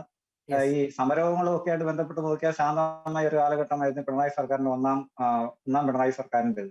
അതേസമയം ഈ ഒരു വർഷത്തിനിടയ്ക്ക് രണ്ടാം പിണറായി സർക്കാർ അധികാരത്തിൽ വന്നതിന് ശേഷം വിവാദങ്ങളുടെ ഒരു ഘോഷയാത്ര ഇങ്ങനെ വന്നുകൊണ്ടിരിക്കുകയാണ്, ഒന്നിനു പുറകെ ഒന്നായിട്ട്. അത് പലതും ഭരണപക്ഷം തന്നെ പ്രതിപക്ഷത്തിന് മുന്നിലേക്ക് ഇട്ടുകൊടുക്കുന്ന സംഭവങ്ങളാണ്. അവർ തന്നെയാണ് അതിന് കാരണക്കാരായി മാറുന്ന പല സംഭവങ്ങളും ഇപ്പൊ നടന്നുകൊണ്ടിരിക്കുന്നത്. അതിന്റെ ഏറ്റവും ഒടുവിലത്തെ സംഭവമാണ് ഇപ്പോൾ സജി ചെറിയാന്റെ വിക്കറ്റ് വീണതിലൂടെ ഇവിടെ സംഭവിച്ചിരിക്കുക. അപ്പോൾ ഈ സമീപകാലത്ത് നടന്ന ഈ ഒരു സമീപ മാസങ്ങളിൽ നടന്ന സംഭവങ്ങള് UDF പുതിയൊരു ഊർജ്ജം നൽകിയിട്ടുണ്ട് എന്നുള്ള കാര്യത്തിൽ യാതൊരു സംശയമില്ല. അതിന്റെ കൂടെയാണ് നമ്മുടെ ഉപതെരഞ്ഞെടുപ്പിൽ അവര് ജയിക്കുകകൂടി ചെയ്തത്. ഈ ആകെ തകർന്നു നിൽക്കുന്ന അവസ്ഥയിൽ നിന്ന് അവർക്ക് ഒരു പ്രത്യാശയുടെയും പ്രതീക്ഷയുടെയും ഒരു പോരാട്ടത്തിന്റെയൊക്കെ ദിനങ്ങള് അരങ്ങേറിക്കൊണ്ടിരിക്കുന്ന ഈ വിവാദങ്ങൾ എന്നുള്ള കാര്യത്തിൽ യാതൊരു സംശയവുമില്ല. ഇപ്പൊ ഈ കഴിഞ്ഞ മാസങ്ങളിലും ആഴ്ചകളിലും ഒക്കെ ആയിട്ട് കേരളത്തിൽ അരങ്ങേറുന്ന സമരങ്ങളും മറ്റു കാര്യങ്ങളെല്ലാം ഇതിൽ നിന്ന് വ്യക്തമാണ്. കോൺഗ്രസിൽ തന്നെ വലിയൊരു ചേരിപ്പോരും മറ്റു കാര്യങ്ങളും ഒക്കെ കഴിഞ്ഞ കുറച്ച് കാലത്തിനിടയ്ക്ക് തലപൊക്കി വന്നിരുന്നു. ഏതാണ്ട് ഇപ്പോൾ മൊത്തം പേരുടെയും അവരൊന്നിച്ചു നിന്നുകൊണ്ട് ഇപ്പോൾ സർക്കാരിനെതിരെ തിരിയുന്ന ഈ കാലഘട്ടത്തിൽ അതൊക്കെ മുങ്ങിപ്പോയിരിക്കുകയാണ്. അതുകൊണ്ട് UDF ഇത് വലിയൊരു സഹായമായി അവരുടെ തകർച്ചയിൽ നിന്ന് തിരിച്ചു വരാനുള്ള വലിയൊരു സാധ്യതയായിട്ട് അവർ ഇതിനെ പ്രയോജനപ്പെടുത്തുന്നുണ്ട് എന്ന് നമുക്ക് കാണാവുന്നതാണ്. തീർച്ചയായും ഞാൻ ചർച്ച നമ്മൾ അവസാന ഘട്ടത്തിലേക്ക് ഒരു മിനിറ്റ് തരണം. പെട്ടെന്ന് രണ്ട് കാര്യം പറഞ്ഞോട്ടെ. ഒന്ന് ഇത് സജി ചെറിയാൻ ഇത് പറഞ്ഞത് നന്നായി. അതുകൊണ്ട് നമുക്ക് ഭരണഘടനയെ പറ്റി കൂടുതൽ പഠിക്കാനായിട്ടൊരു അവസരം കിട്ടി എന്നുള്ള രീതിയിൽ നമ്മൾ ഇത് കാണുന്നത് തെറ്റാണ്. ഒരിക്കലും അങ്ങനെ കാണാൻ പാടില്ല. ഇത് സജി ചെറിയാൻ പറഞ്ഞത് തെറ്റ്, നിന്ദിക്ക് തന്നെ വേണം. തെറ്റ് ആരും ചെയ്യാൻ പാടില്ലാത്ത കാര്യമാണ്. ഒരു 5 പേരെ ജീവന്റെ മഹത്വത്തെ പഠിക്കാൻ വേണ്ടി നമ്മൾ 5 പേരെ കൊലപ്പെടുത്തിയിട്ട് വേണം? അത് ശരിയല്ല. അതുകൊണ്ട് തെറ്റ് എന്ന് യാതൊരു സംശയം കൂടാതെ നമ്മൾ ആവർത്തിച്ച് പറയണം. 2, ഞാനൊരു UDF ഒരു പ്രവർത്തകനായതുകൊണ്ട് പറയാണ്, UDF ഇതൊരു അവസരമായിട്ട് കാണുന്നുണ്ടെന്ന് എനിക്ക് തോന്നുന്നില്ല. ഒരു തെറ്റ് സംഭവിച്ചു, അത് തിരുത്താനായിട്ടുള്ള നടപടി എടുക്കുന്നു, അത്രയേ ഉള്ളൂ. പിന്നെ ഇത് വന്നതുകൊണ്ട് പിണറായി വിജയന്റെ സ്വർണ്ണക്കള്ളക്കടത്തും മറ്റേ ഡോളർ കള്ളക്കടത്തും മകളുടെ ആ കമ്പനിയിൽ സംഭവിച്ചിരിക്കുന്ന കാര്യങ്ങളൊക്കെ മറന്നുപോകും കേരള ജനത, UDF മറന്നുപോകുന്നത് തെറ്റിദ്ധരിക്കുന്നത് ശരിയല്ല. അതൊക്കെ തീർച്ചയായിട്ടും പൊന്തി വരും. ഇത് അതിന് കൂടുതൽ ഊർജം നൽകിയുള്ളൂ, ഒരു സംശയവുമില്ല. പിണറായി വിജയനെതിരെയുള്ള ആരോപണങ്ങളില് കഴമ്പുണ്ടെന്ന് വിശ്വസിക്കുന്നവരാണ് UDF-കാര്. അത് തീർച്ചയായിട്ടും അതിന്റെ പിന്നാലെ ഇതിനായിട്ട് പോകും, ഒരു സംശയവും. തീർച്ചയായും വളരെ ശ്രദ്ധേയമായ നിർദ്ദേശങ്ങൾ, ചിന്തകളാണ് ഈ ചർച്ചയിൽ പങ്കെടുത്തത്. സർക്കാർ പരീക്ഷ പാസ്സാകിയിട്ട് PSC പരീക്ഷ പാസ്സായാൽ മാത്രമാണ് സർക്കാരിന്റെ ഒരു സർക്കാർ ഓഫീസിൽ ഒരു പിയൂണായിട്ട് പോലും നമുക്ക് ജോലിയിൽ പ്രവേശിക്കാൻ സാധിക്കുകയുള്ളൂ. ആ ഒരു പോസ്റ്റിലേക്ക് എത്തുന്ന ആളുകൾ പോലും ഇന്ത്യൻ ഭരണഘടന മുതൽ, ഇന്ത്യൻ ജോഗ്രഫി മുതൽ, ഇന്ത്യൻ ചരിത്രം മുതൽ, ഇന്ത്യയെക്കുറിച്ചും കേരളത്തെക്കുറിച്ചും ലോകത്തെക്കുറിച്ചും ഒക്കെ ആയിരക്കണക്കിന് വിവരവുമായിട്ടാണ് ആ പദവിയിലേക്ക് എത്തുന്നത്. എന്നാൽ മന്ത്രിമാർക്ക്, MLA-മാർക്ക് അവർക്ക് അവരുടെ നോളേജ് അറിയാൻ വേണ്ടി, അവരുടെ പൊതു സമൂഹത്തെക്കുറിച്ചുള്ള വിവരങ്ങൾ അറിയാനുള്ള സംവിധാനങ്ങളും നമുക്കില്ല. തീർച്ചയായിട്ടും നമ്മുടെ നിയമസഭ ഉത്സാഹിച്ചുകൊണ്ട് കേരളത്തിലെ എല്ലാ MLA-മാർക്കും മന്ത്രിമാർക്കും കൃത്യമായിട്ട് ഇന്ത്യൻ ഭരണഘടനയുടെ ABCD പറഞ്ഞു കൊടുക്കേണ്ടത് ഈ കാലഘട്ടത്തിന്റെ ആവശ്യമാണ്. അല്ലെങ്കിൽ സജി ചെറിയാന്മാർ വിടുവായിത്തം കൊണ്ട് നമ്മുടെ നാടിനെ ഇനിയും മലീനസപ്പെടുത്തും. നമ്മുടെ പരിപാവനമായ പവിത്രമായ ഭരണഘടനയെ വാക്കുകൾ കൊണ്ട് മുറിപ്പെടുത്തും. അത് അനുവദിച്ചുകൂടാ. ഈ ചർച്ചയിൽ ഏറെ സജീവമായി പങ്കെടുത്ത എല്ലാ അതിഥികൾക്കും നന്ദി. ഷെക്കീന ബിഗ് ഡിബേറ്റ് ഇവിടെ അവസാനിക്കുന്നു.